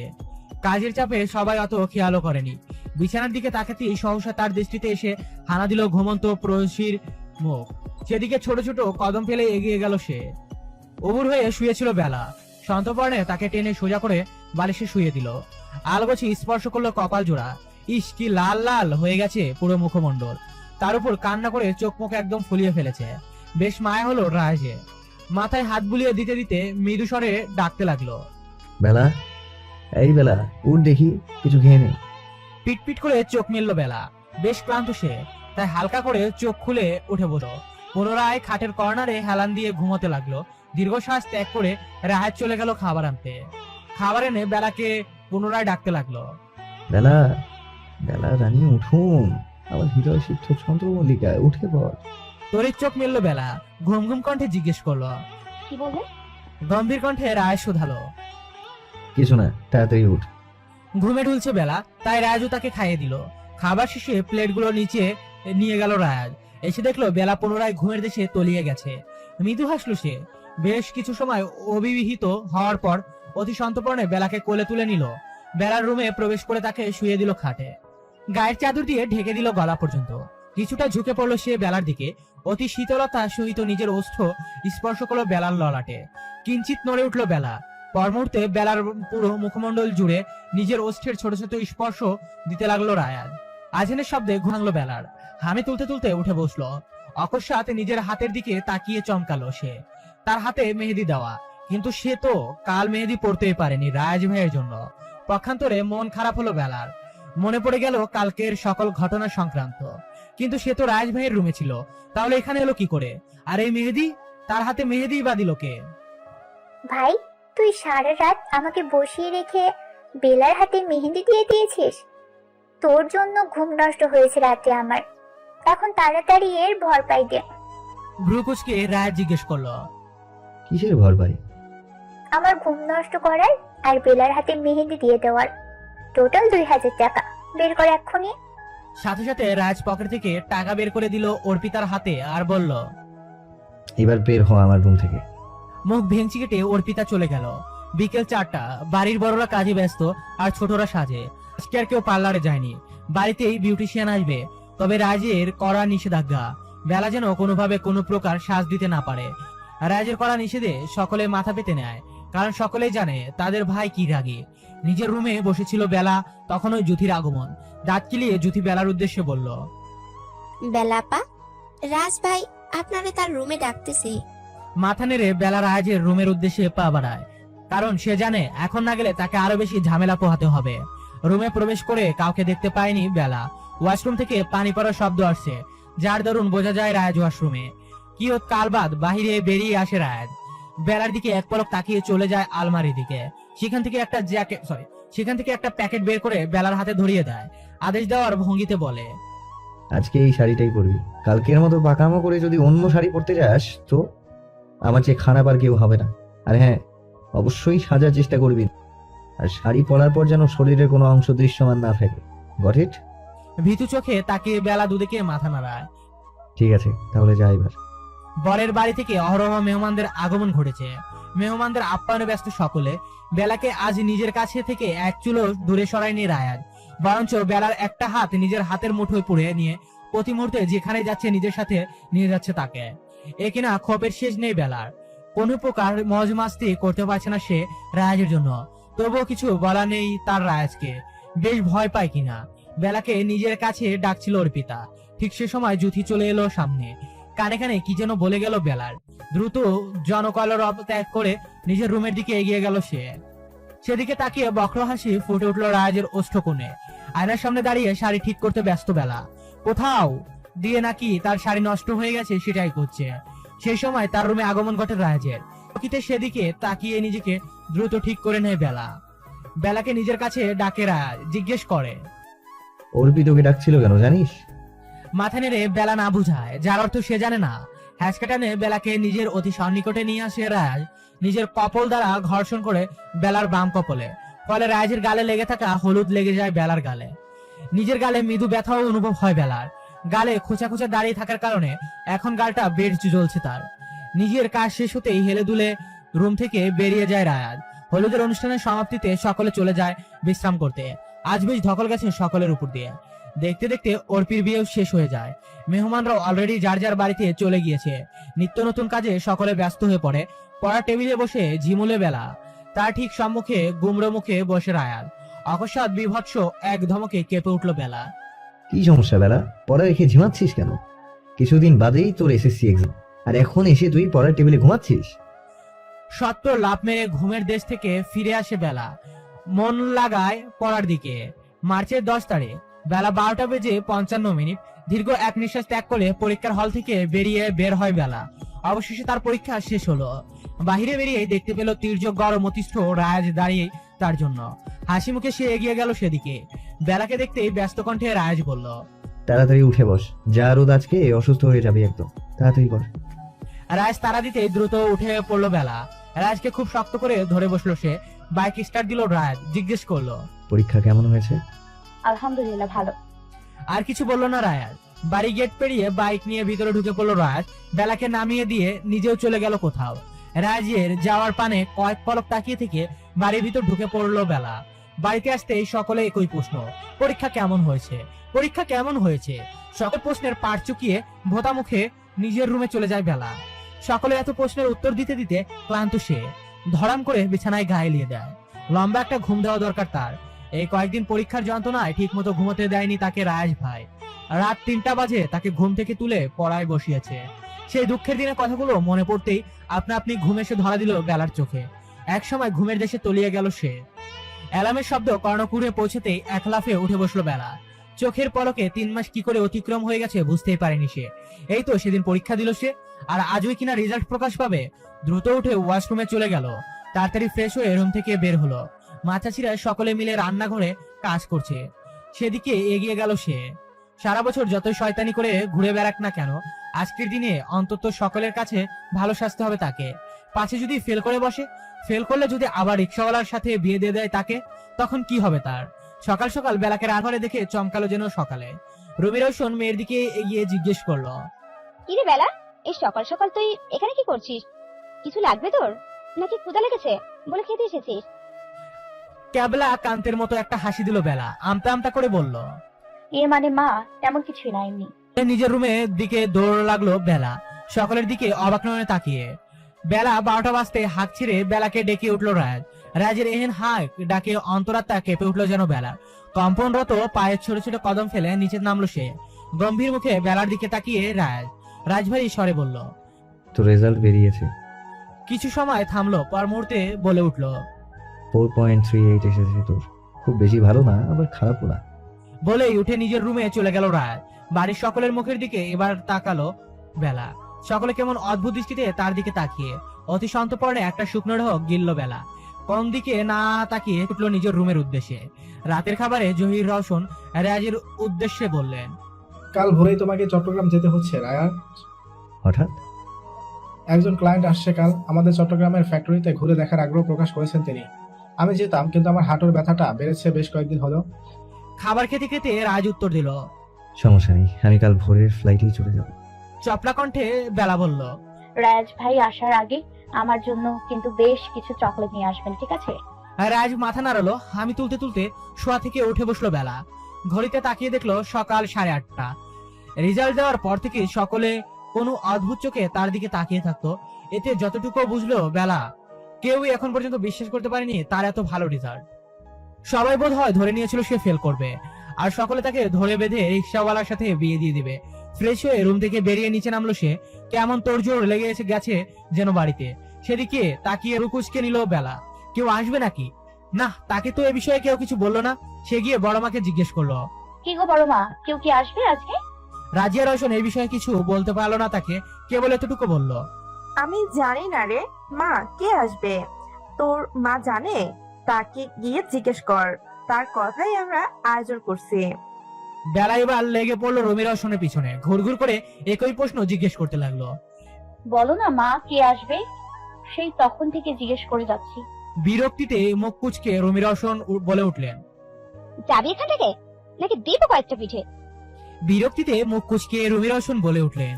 বলে খুন্তিটা হাতে নিলেন তিনি। পিটুনির ভয়ে বেলা দিল এক দৌড়। বিকেল বেলা হাতে একটা শাড়ি নিয়ে বেলার রুমে প্রবেশ করলো রুমি রওশন। ট্যাবে গেম খেলতে খেলতে চিপস খাচ্ছিল বেলা। অকস্মাৎ মাকে নিজের রুমে দেখে বেশ কিছুটা অবাক হয়ে সে হাত থেকে ট্যাবটা পাশে রেখে উঠে বসলো। জিজ্ঞেস করলো, কি হয়েছে মা, কি বলবে? ইতস্তত বোধ করতে করতে রুমি রওশন জবাব দিলেন, হ্যাঁ, আসলে বলেছিলাম কি, এই শাড়িটা দ্রুত করে নে, কিছুক্ষণ পর বাড়িতে মেহমান আসবে। বেশ খুশি হলো বেলা। বাড়ির মেহমান এলে তার বেশ লাগে। খুশি মনে জিজ্ঞেস করলো, তাই কখন আসবে? আমি তো শাড়ি পরতে পারি না, তুমি আমাকে শাড়ি পরিয়ে তৈরি করে দাও না মা। শাড়ি জানিয়ে রুমি রওশন মেয়েকে তৈরি করে দিতে লাগলো। এরই মাঝে মেহমান এসে হাজির। বেলাকে দ্রুত হাতে তৈরি করে রুমি রওশন চলে গেল মেহমানদের কাছে। যাওয়ার পূর্বে কেবল বলে গেল, একটু পর চিনকি আসতে, আমি যখন ডাক দেবো ঠিক তখনই নিচে নামবি, এর আগে নিচে নামার কোনো দরকার নেই। আর হ্যাঁ, অবশ্যই মাথায় কাপড় দিয়ে তারপর নামবি। চিংকি আসতে মাথায় ঘোমটা দিয়ে তার সাথে নিচে নামলো বেলা। হোল রুমে আসতে তাকে টেনে সোফায় বসিয়ে দিল রুমি রওশন। ভুরু কুচকালো বেলা, এরা কারা? কাউকেই তো চেনা লাগছে না তার। রুমি রওশন বেলাকে দেখিয়ে তার পাশে বসে মহিলার উদ্দেশ্য বলল, বুঝেছিস রশ্মি, এগুলো আমার মেয়ে। মহিলাটি মিষ্টি এসে জিজ্ঞেস করলো, নাম কি তোমার মা? রুবাইয়া বেলা। কোন ক্লাসে তুমি? এসএসসি পরীক্ষা দিয়েছে এবার। মহিলাটি আরো গোটা কয়েক প্রশ্ন করলো বেলাকে। বেলাও তার সকল প্রশ্নের উত্তর সঠিকভাবেই দিল। কিয়ৎকাল বাদ রুমি রওশন বললেন, ও তাহলে উঠুক এখান থেকে, কেমন? সায় জানালো মহিলাটি। অতঃপর বেলার হাতের মুঠোয় বেশ কিছু টাকা গুঁজে দিলেন তিনি। অবাক নয়নে সবকিছু পর্যবেক্ষণ করতে লাগলো বেলা। হচ্ছে কি সব? কান্নায় ভেঙে পড়লো বেলা। ভিজা কণ্ঠে রুমি রওশনকে বলল, মা, তুমি কি পাগল হয়ে গেলে? কিছুদিন হলো আমি কেবল এসএসসি পরীক্ষা দিয়েছি, এরই মাঝে তুমি আমার বিয়ের সম্বন্ধ দেখা শুরু করলে। তার সমস্যা কোথায়? বড় হচ্ছে তুমি, একদিন না একদিন তো বিয়ে করতেই হতো। এখন করলে সমস্যা কি? আমি এখন বিয়ে করতে রাজি না। না করার তো কোনো কারণ দেখছি না। তার উপর ছেলে বড় একজন ডাক্তার, দেখতেও বেশ ভালো। তাহলে সমস্যা ঠিক কোথায় হচ্ছে তোমার? গলা ধরে আসছে বেলা, কি বলবে সে? মাঝরাতে নিজের মেয়ের বিয়ের কথা শুনে মাথা ঘুরে উঠল রুমি রওশনের। ভাসুরের ছেলেকে নিজের মেয়ের স্বামী হিসেবে মানতে নারাজ রুমি রওশন। কারণ একটাই, সে তার বান্ধবী রেশমিকে কথা দিয়েছে মেয়েকে বিয়ে দিলে তার বান্ধবীর ছেলের সাথে দিবে। কিন্তু মাঝখান দিয়ে একই কাণ্ড ঘটিয়ে আসলো বেলা। রাগে বিভৎস হয়ে তিনি তেড়ে গেলেন বেলার দিকে। শরীরে সর্বশক্তি প্রয়োগ করে সপাট করে চর মেরে দিলেন গালে। তেতে উঠলেন জিসান রওশন। স্ত্রীকে দুহাতে জাপটে ধরে আটকালেন, বলে উঠলেন, পাগল হয়ে গেল রুমি, মারছো কেন ওকে তুমি? ছাড়া বলছি আমাকে, ওকে আমি আজকে মেরেই ফেলবো। তৎক্ষণাৎ বেলাকে নিজের বক্ষস্থলে ঠাঁই করে দিল রায়াল। শক্ত কণ্ঠে রুমি রওশনের উদ্দেশ্যে বলল, ছোট মা, ভুলে যেও না সে এখন আমার স্ত্রী, আর তোমার থেকে এখন ওর উপর আমার অধিকার বেশি। তাই নেক্সট টাইম ওর গায়ে কেউ হাত তুলুক, আমি এটা মোটেও সহ্য করবো না। জহির রওশন ছেলের দিকে এগিয়ে এসে গম্ভীর কণ্ঠে বলে উঠলেন, করার করেছো, তাই বলে এই নয় এখনই বেলাকে তোমার হাতে তুলে দেবো আমরা। সবার আগে নিজেকে প্রতিষ্ঠিত করো, নিজের একটা শক্ত জায়গা তৈরি করো, বেলাকে সুখে রাখার রাস্তা বের করো, তাহলেই তুমি বেলাকে পাবে, তার আগে নয়। কোনো মাই তার মেয়েকে বেকার ছেলের হাতে তুলে দিতে চায় না। সেখানে তুমি রাজনীতি করে গুন্ডাদের মতো পুরো এলাকা ঘুরে বেড়াও। নিজেদের ফ্যামিলি বিজনেস থাকতো, সেখানে অ্যাটেন্ড করো না। আগে নিজেকে প্রমাণ করো, ততদিন বেলা আগের মতোই এবারের মেয়ে হয়ে থাকবে, তোমার স্ত্রী নয়। আর তুমিও বেলার থেকে দূরত্ব বজায় রেখে চলবে। কথাটা বলে তিনি রুমি রওশনের দিকে তাকিয়ে বললেন, বেলাকে ভিতরে নিয়ে যাও, আর ভুললে ওর গায়ে আর একটা ফুলের টোকা দেওয়ার চেষ্টা করবে না। দোষ কেবল ওর একার না, দোষ আমার ছেলেরও। তাই ও একা কেন শাস্তি পাবে? শাস্তি বেলা দুজনেই পাবে। আর এদের শাস্তি হলো এরা একে অপরের থেকে আলাদা থাকবে। যেদিন রায়াজ প্রমাণ করতে পারবে ও বেলার যোগ্য, সেদিনই ও বেলাকে নিজের স্ত্রী রূপে পাবে। তার পূর্বে এরা আগের মতোই আলাদা আলাদা রূপে থাকবে। পুনরায় বেলা রায়াজের দিকে তাকিয়ে তিনি বললেন, তোমরা দুজনে এবার যার রুমে যাও, অনেক কিছুই তো দেখিয়ে ফেলেছো আমাদের। কথাটা বলেই তিনি নিজের রুমের উদ্দেশ্যে চলে গেলেন। রুমি রওশন শক্ত হাতে বেলার বাহু চেপে ধরে টানতে টানতে নিজের সাথে নিয়ে গেলেন, ছলছল চোখে তখনও বেলা রায়াজের দিকে তাকিয়ে। প্রিয়সী এহেন ব্যথাতুর দৃষ্টি দেখে অন্তঃকরণ ধপ করে উঠল রায়াজের। সেদিকে শক্ত মুখে তাকিয়ে রইল সে। ধাক্কা মেরে বেলাকে রুমের ভিতর ফেলে রুমি বেগম বাহিরে দিয়ে তালা দিয়ে দিলেন। সত্য নিজের ট্যাপটা খুঁজতে ব্যস্ত হয়ে পড়লো বেলা। সৌভাগ্যবশত পেয়েও গেল। দ্রুত হাতে সে কল করলো রায়াজের হোয়াটসঅ্যাপ নাম্বারে। বেলার নম্বর থেকে কল আসতে দেখে কল রিসিভ করলো। কান্না মিশ্রিত কণ্ঠে বেলা বলতে লাগলো, রায়াজ ভাই দেখুন না, মা আমাকে রুমের মধ্যে বন্দি করে রেখে গেছে। বলে ফুপিয়ে উঠলো সে। দীর্ঘশ্বাস ত্যাগ করলো রায়াজ, বলল, কাঁদছিস কেন বোকা মেয়ে? তাদের কি হলো এখানে? ছোট মা একটু রেগে আছে তো, তাই হয়তো এমন করেছে। চুপ কর, আর কাঁদতে হবে না। আচ্ছা ওয়েট, ভিডিও কল দিচ্ছি, আমার সাথে কথা বলতে থাক। কথাটা বলেই রায়াজ বেলাকে ফোন করলো। পরবর্তীতে তারা দুজনেই কেউ আর ঘুমালো না। সারা রাত জেগে একে অপরের সাথে কথা বলতে বলতে কাটিয়ে দিল। ভোরের দিকে রায়াজ বেলার উদ্দেশ্যে বলল, অনেক কথা হয়েছে, এবার চুপচাপ ঘুমাতে যা। সায় জানালো বেলা। তারও বেশ মাথা ধরেছে। অতিরিক্ত কান্না ও সারা রাত জেগে থাকার কারণে এই অবস্থা। ট্যাপটা পাশে রেখে বেলা তলিয়ে গেল ঘুমের দেশে। এক ধ্যানে বেলার মুখপানে তাকিয়ে রায়াজ। যতক্ষণ তার চোখ না লেগে যায় ততক্ষণ সে তাকিয়ে রইল প্রেয়সীর ঘুমন্ত মুখের দিকে। ঘড়ি কাটা বেলা 8টার ঘরে এসে ঠিক ঠিক করতেই মেয়ের রুমের দিকে এগিয়ে এলেন রুমি রওশন।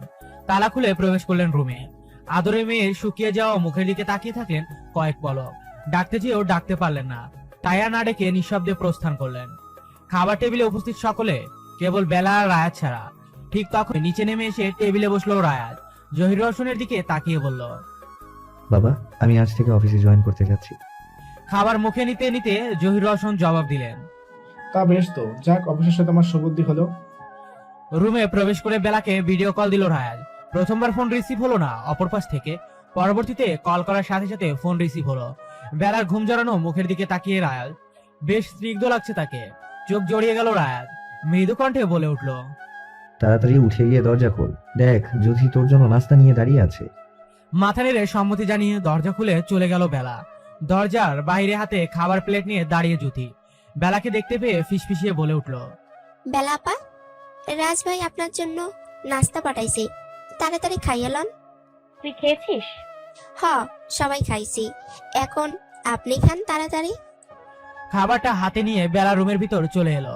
খাবার নিয়ে বসে পড়লো ট্যাবের সামনে। ওপাশ থেকে তখনও বেলা কার্যকৃতি দেখে চলছিল রায়াজ। মৃদু সুরে সে বলল, তাড়াতাড়ি খেয়ে নে, তোকে খাইয়ে এখন আমি অফিসে যাব।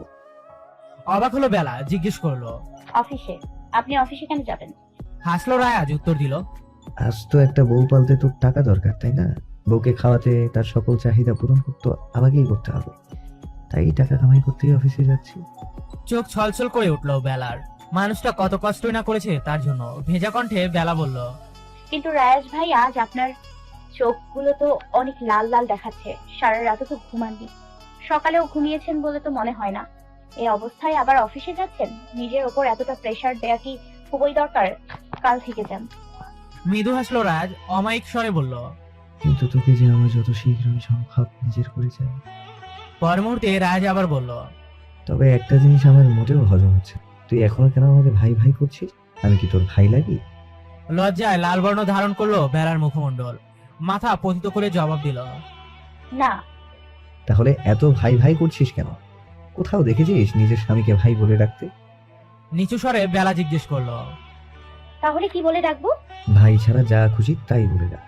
এই ভাই শুনতে শুনতে আমার কান পচে গেছে, তাই ভাই ডাক যেন না শুনতে হয় তার জন্য বিয়ে করে না। এরপরেও যদি ভাই ডাকিস, এবার অন্তত থাম। স্বামীকে তো মেয়েরা ও গো কি গো বলে ডাকে, আমি কি আপনাকে তাই বলে ডাকবো? ইচ্ছে আমার ভীষণ লজ্জা করবে আপনাকে এগুলো বলে ডাকতে রায়াজ ভাই। হতাশ হয়ে মাথা চাপড়ালো রায়াজ। আবারও সেই ভাই। বেলার খাওয়া শেষ হতে রায়াজ বলল, তোকে আজকে কলেজে ভর্তি করে দিয়ে আমি অফিসে যাব। বেলা মাথা নাড়িয়ে তৈরি হতে চলে গেল। তৈরি হওয়ার শেষে বেলা একটা টেক্সট করে দিল রায়াজের নাম্বারে। তারপর দুজনে বেরিয়ে পড়ে একসাথে। সদর দরজা দিয়ে বেলাকে রায়াজের সাথে কোথাও যেতে দেখে তার হাত শক্ত করে চেপে ধরলেন রুমি রওশন। জিজ্ঞেস করলেন, কোথায় যাচ্ছিস তুই? আতঙ্ক ছেয়ে গেল বেলার পুরো মুখমণ্ডলে। ভীত চোখে সে তাকিয়ে রইল মায়ের দিকে। পাশ থেকে রায়াজ বলে উঠল, ও আমার সাথে যাচ্ছে ছোট মা, ওকে কলেজে ভর্তি করাতে নিয়ে যাচ্ছি। কোথাও যাওয়া দরকার নেই, আজ থেকে পড়ালেখা বন্ধ। ঘরের বাইরে এক পাও রাখবে না। এবার যেন রাগ হলো রায়াজের, শক্ত কণ্ঠে বলল, ছোট মা, আমি বেশ বুঝতে পারছি তুমি আমার রাগ বেলার উপর ছাড়ছো, কিন্তু কালকের ঘটনায় বেলার কোনো হাত নেই। আমি ওকে জোর করে কাজী অফিসে নিয়ে গিয়ে বিয়ে করেছি। যা করেছি সব আমি করেছি, ওর তো কোনো দোষ নেই। তাহলে তুমি ওর সাথে কেন এমন করছো? আর তাছাড়া তোমার থেকে এখন ওর উপর আমার বেশি অধিকার। সেই সূত্রে আমি আমার স্ত্রীর পড়ালেখা বন্ধ করে দিব না চালু রাখবো, তার সম্পূর্ণ সিদ্ধান্ত নেওয়ার অধিকার কেবল আমার। কথাটা বলে একটানে বেলাকে রুমি রওশনের হাত থেকে ছাড়িয়ে নিজের সাথে নিয়ে যেতে লাগলো রায়াজ। কলেজ ভর্তি শেষ হলে বেলাকে বাড়িতে নামিয়ে দিয়ে গেল রায়াজ। নিজে চলে গেল অফিসের উদ্দেশ্যে। আজ থেকে তার কর্মজীবনের নতুন অধ্যায় শুরু। বাড়িতে ঢুকছিল বেলা, অকস্মাৎ মায়ের ডাকে থেমে যায়। কঠোর কণ্ঠে বেলাকে নিজের কাছে ডাকে রুমি রওশন। ভোতা মুখে সেদিকে এগিয়ে যায় বেলা। মেয়ের উদ্দেশ্যে তিনি বলেন, ভাইয়া কাল রাতে কি বলেছে মনে নেই তোর? রায়াজের থেকে দূরে থাকতে বলেছে না? কাচুমুচু করতে করতে বেলা উত্তর দিল, বড় বাবা যা বলেছে আমরা তো তাই করছি। বড় বাবা বলেছে আমরা স্বামী স্ত্রীর মতো থাকতে পারবো না, কিন্তু আগের মতো থাকতে পারবো, সেটাই তো করছি। কালকের এই ঘটনাটা যদি না ঘটতো তাহলে তো আমাকে কলেজের রায়াজ ভাই ভর্তি করিয়ে দিত, তাই না? গরম চোখে মেয়ের দিকে তাকিয়ে গম্ভীর কণ্ঠে রুমি রওশন বললেন, খুব বেশি পেকে গেছিস তাই না? অবশ্য পেকেই তো গেছিস, তা না হলে কি করে কাল রাতে এমন একটা কাজ করতে পারিস? মাথা নিচু করে নিল বেলা। কয়েক পলক মেয়ের দিকে তাকিয়ে তিনি বললেন, যা নিচের ঘরে যা। কথা না বাড়িয়ে বেলা নিজের রুমে চলে গেল। রুমে এসে বালিশে মুখ গুজে দিল।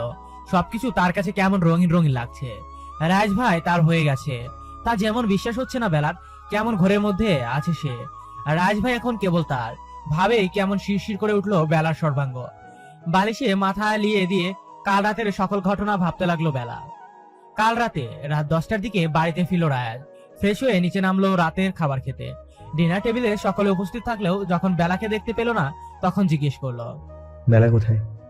প্লেটে খাবার বাড়তে বাড়তে রুমি রওশন উত্তর দিল, কোথায় আর হবে, সে নিজের রুমে। রাতে নাকি খাবে না, তাই আর জোর করিনি। রাজ আর কিছু বললো না, মনোযোগ দিল নিজের খাবারে। খাবারের শেষে এক এক করে সকলে চলে গেল যার যার রুমের দিকে। সকলে চলে যেতেই রাজ জ্যোতিকে ডেকে উঠলো। এই জ্যোতি, একটা প্লেটের মধ্যে কিছু খাবার সাজিয়ে দিত। রায়াজের কথা মতো খাবার সাজিয়ে দিতে প্লেট হাতে বেলার দিকে অগ্রসর হলো রায়াজ। বেলার রুমের নিকটবর্তী আসতেই শুনতে পেল গুনগুন করে কারো কান্নার আওয়াজ।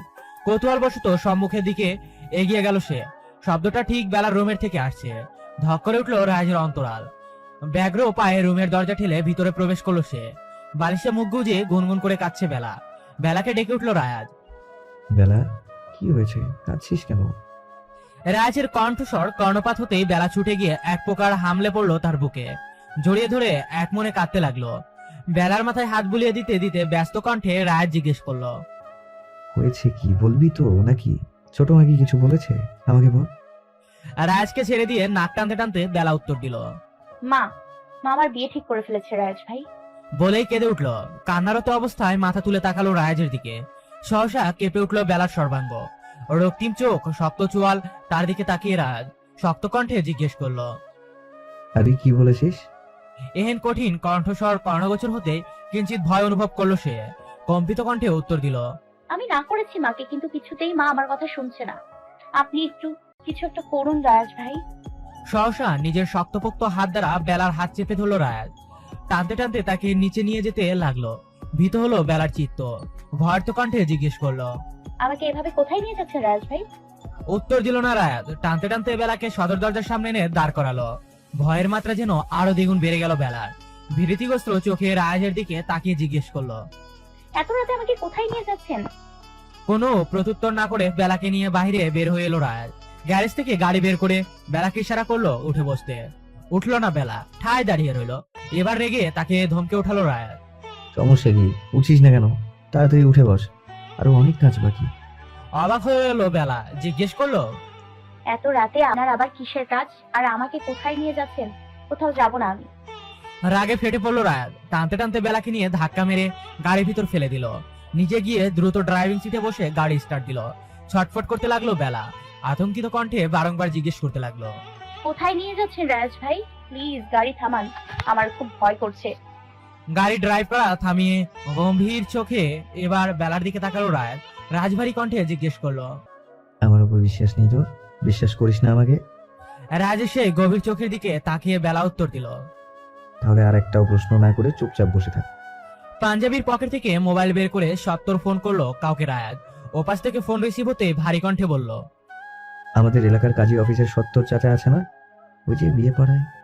ওই পাশ থেকে কি বললো শোনা গেল না। পর মুহূর্তে রায়াজ আবার বলল, ওনাকে দ্রুত তুলে নিয়ে আয় ওনার কাজী অফিসে। কথাটা শেষ করে মোবাইল পকেটে রেখে আবারও ড্রাইভিং এ মনোযোগ সে। শঙ্কিত হলো বেলার চিত্তে, জিজ্ঞেস করলো, কাজী অফিসে আমরা কেন যাচ্ছি রায়াজ ভাই? এবার বেশ রাগ হলো রায়াজের। এই মেয়েটার খালি অহেতুক প্রশ্ন। রাগান্বিত কণ্ঠে জবাব দিল, কেন, তুই কি ফিদার খাস? জানিস না মানুষ কি করতে কাজী অফিসে যায়? ভয়ে এবার কেঁদে দিল বেলা। ক্রন্দনরত স্বরে বলল, প্লিজ রায়াজ ভাই না, এমনটা করবেন না। আমি কোথাও যাব না, আমাকে বাড়ি দিয়ে আসুন। বেলার কথাকে তেমন পাত্তা দিল না রায়াজ। নিজ মনে ড্রাইভ করতে লাগলো সে। কাজী অফিসের সামনে গাড়ি থামতে বেলাকে ভিতর থেকে টেনে হিসড়ে বের করে আনলো। রাগী স্বরে বেলার উদ্দেশ্যে বলল, চুপচাপ ভেতরে যাবি, কোনো প্রকার সিন ক্রিয়েট করার চেষ্টা করবি না, তো আমার যে খারাপ কেউ হবে না।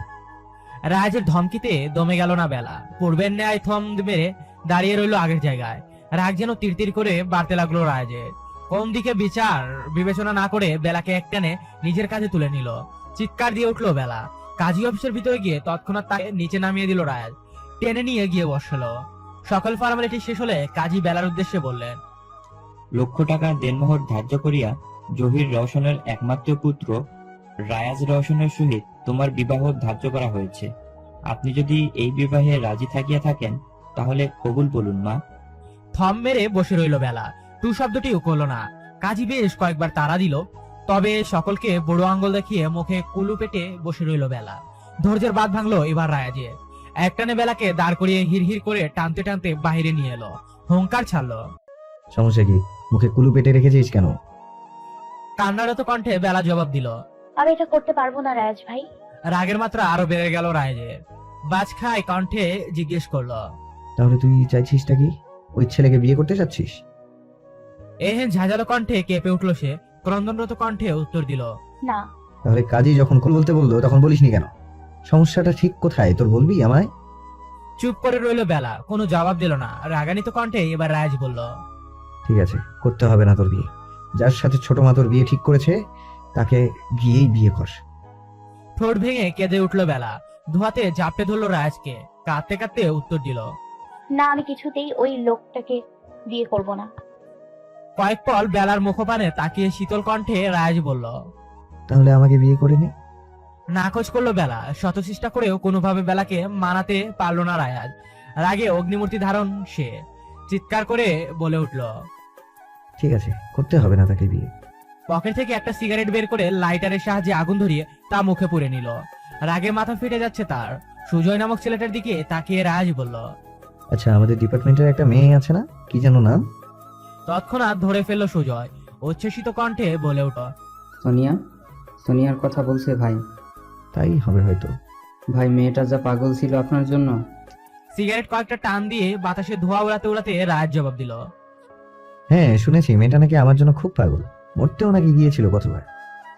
তাই ভাবছি ওই মেয়েটাকে এখন এই মুহূর্তে বিয়ে করে নিব। বিশেষজ্ঞদের কথা মতে যাকে তুমি ভালোবাসো তাকে জীবনসঙ্গী হিসেবে না বেছে যে তোমাকে ভালোবাসে তাকে জীবনসঙ্গী হিসেবে নিজের করে না। তাই ভাবছি মেয়েটা যেহেতু আমার জন্য এত পাগল ছিল, মেয়েটাকে এবার একটা চান্স দেওয়া দরকার, কি বলিস? দাঁত কেলিয়ে সুজয় মাথা নেড়ে সায় জানালো। আতকে উঠলো বেলা। রাজের কাছে এসে অস্থির কণ্ঠে জিজ্ঞেস করলো। না, আমি কিছুতেই ওই ছেলেকে বিয়ে করবো না। এসব আপনি কি বলছেন রাজ ভাই? আপনি কেন ওই মেয়েকে বিয়ে করতে যাবেন? ভাবলে সিহীন কণ্ঠে রাজের উত্তর। বারে, তুই আমাকে বিয়ে করবি না তো কি হয়েছে? তাই বলে কি আমার জন্য মেয়েরা অভাব পড়বে? তাছাড়া এখন আমার বিয়ে করার মুড জেগেছে, তাই যে করেই হোক আজ রাতের মধ্যেই আমি বিয়ে করে বউ নিয়ে বাড়িতে ফিরবো। অস্থির কণ্ঠে বেলা বলল। আপনার কাউকে বিয়ে করতে হবে না। ভ্রুকুচকে রাজ জিজ্ঞেস করলো। তাহলে তুই আমাকে বিয়ে করছিস? মাথা নেড়ে সায় জানালো বেলা। তৎক্ষণাৎ রাজের ওষ্ঠ কোণে ফুটে উঠল বিশ্বজয়ের হাসি। দরজায় ঠকঠক শব্দ হতেই ভাবনার সুতো ছিঁড়ে বাস্তবে পদার্পণ করলো বেলা।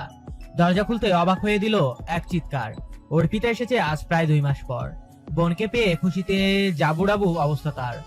বেলাকে সরিয়ে ভিতরে প্রবেশ করলো অর্পিতা। অর্পিতার পিছু পিছু বেলাও গেল। খাটে আরাম করে বসে অর্পিতা কনুই দিয়ে বেলাকে গুঁতো মেরে বলল। তলে তলে এত কিছু, আমরা বললেই কিছুই না। লজ্জায় পড়ে গেল বেলা। আমতা আমতা করে বলল। কিসের কথা বলছো তুমি অর্পিতা আপু? বেলাকে মৃদু ধাক্কা দিয়ে অর্পিতা বলল। ইস, আর ঢং করতে হবে না, কাল রাতে সব খবরই আমার কাছে পৌঁছেছে, এই জন্যই তো আজ গিয়ে সকাল সকাল চলে এলাম। লজ্জায় নুয়ে গেল যেন সে। বেলার এখন লজ্জা মাখা মুখ দেখে জোরে হেসে উঠল অর্পিতা। হাসতে হাসতে বলল। হয়েছে, থাক, আর লজ্জা পেতে হবে না, চল নিচে যাই। সাই জানিয়ে অর্পিতার সাথে নিচে চলে এলো বেলা। লিভিং রুমে গিয়ে রাজকে ফোন করলো অর্পিতা। অপর পাশ থেকে ফোন রিসিভ হতেই অতি উৎসাহের সাথে অর্পিতা বলল। কি রে ভাই, তুই যে এত ফাস্ট তা তো জানতাম না। এত বড় কাণ্ড ঘটিয়ে এখন কোথায় লুকিয়ে আছিস? তাড়াতাড়ি বাইরে আয়, তোর থেকে বিশাল আকারে ট্রিট পাওয়া কিন্তু আমি। ওপাশ থেকে গম্ভীর কণ্ঠের আওয়াজে উত্তর দিল। ওয়েট কর, আজকে অফিসের প্রথম দিন, তাই তাড়াতাড়ি আসতে পারবো না। রাতে এসে তোর ট্রিট তুই বুঝে নিস। কথাটুকু বলে ফট করে ফোন কেটে দিল রাজ। সারাদিন অপেক্ষা করেও রাজের কোনো দেখা মিলল না। তাই অবশেষে মন খারাপ করে সন্ধ্যাকে অর্পিতা শ্বশুর বাড়ি চলে যেতে চাইলে তাকে যেতে দিল না কেউ। সকলের জোড়াজুড়িতে অবশেষে বাধ্য হয়ে থেকে গেল অর্পিতা। দেখতে দেখতে ডিনারের সময় হয়ে গেল, কিন্তু রাজের কোনো খবর নেই। এক এক করে সকলে ডিনার করে চলে গেল, কিন্তু রয়ে গেল কেবল বেলা। উদাস মনে তখনও সে লিভিং রুমের সোফায় বসে। রাতের খাবার না খেয়ে মেয়েকে এমন উদাস মনে বসে থাকতে দেখে তির্যক চাহনি নিক্ষেপ করে তীক্ষ্ণ কণ্ঠে রুমি রওশন জিজ্ঞেস করলেন। কি ব্যাপার বেলা, সকলে খেয়ে চলে গেল, তুই এখনো খাচ্ছিস না কেন? উদাস মনের সোফায় বসে করছিসটা কি? তাড়াতাড়ি খেয়ে আমাকে উদ্ধার কর, ঘুমাতে যাবো আমি। দুদিকে মাথা নাড়লো বেলা, যার অর্থ সে এখনো খাবে না। সন্দেহজনক চাহনি নিক্ষেপ করলেন এবার রুমি রওশন মেয়ের উপর। মায়ের এমন চাহনি দেখে মৃদু ঢোক গিলল বেলা। আমতা আমতা করে বলে উঠল। না মানে না, না মানে মা, আমি এমনি খাবো না, ইচ্ছে করছে না। আমি এখন বসে বসে টিভি দেখবো। কথাটা বলে টিভি অন করে দিল সে। জহুরি চোখে মেয়েকে এক নজর পর্যবেক্ষণ করতে করতে দীর্ঘশ্বাস ফেললেন তিনি। মেয়ে তার অনেক বড় হয়ে গেছে, তার বুঝতে বাকি নেই তার। তাই আর কথা না বাড়িয়ে নিজের রুমের উদ্দেশ্যে চলে গেলেন তিনি। ইচ্ছা না থাকা সত্ত্বেও টিভির দিকে একাধারে তাকিয়ে আসছে বেলা। চোখ টিভিতে আটকে থাকলেও মন তার অন্যদিকে। প্রকৃতপক্ষে সে অপেক্ষা করছে রাইজের জন্য। রাইজের আসার অপেক্ষায় সে বসে। আর চোখে বেলা একবার তাকালো দেয়াল ঘড়ির দিকে। রাত এখন 11:30।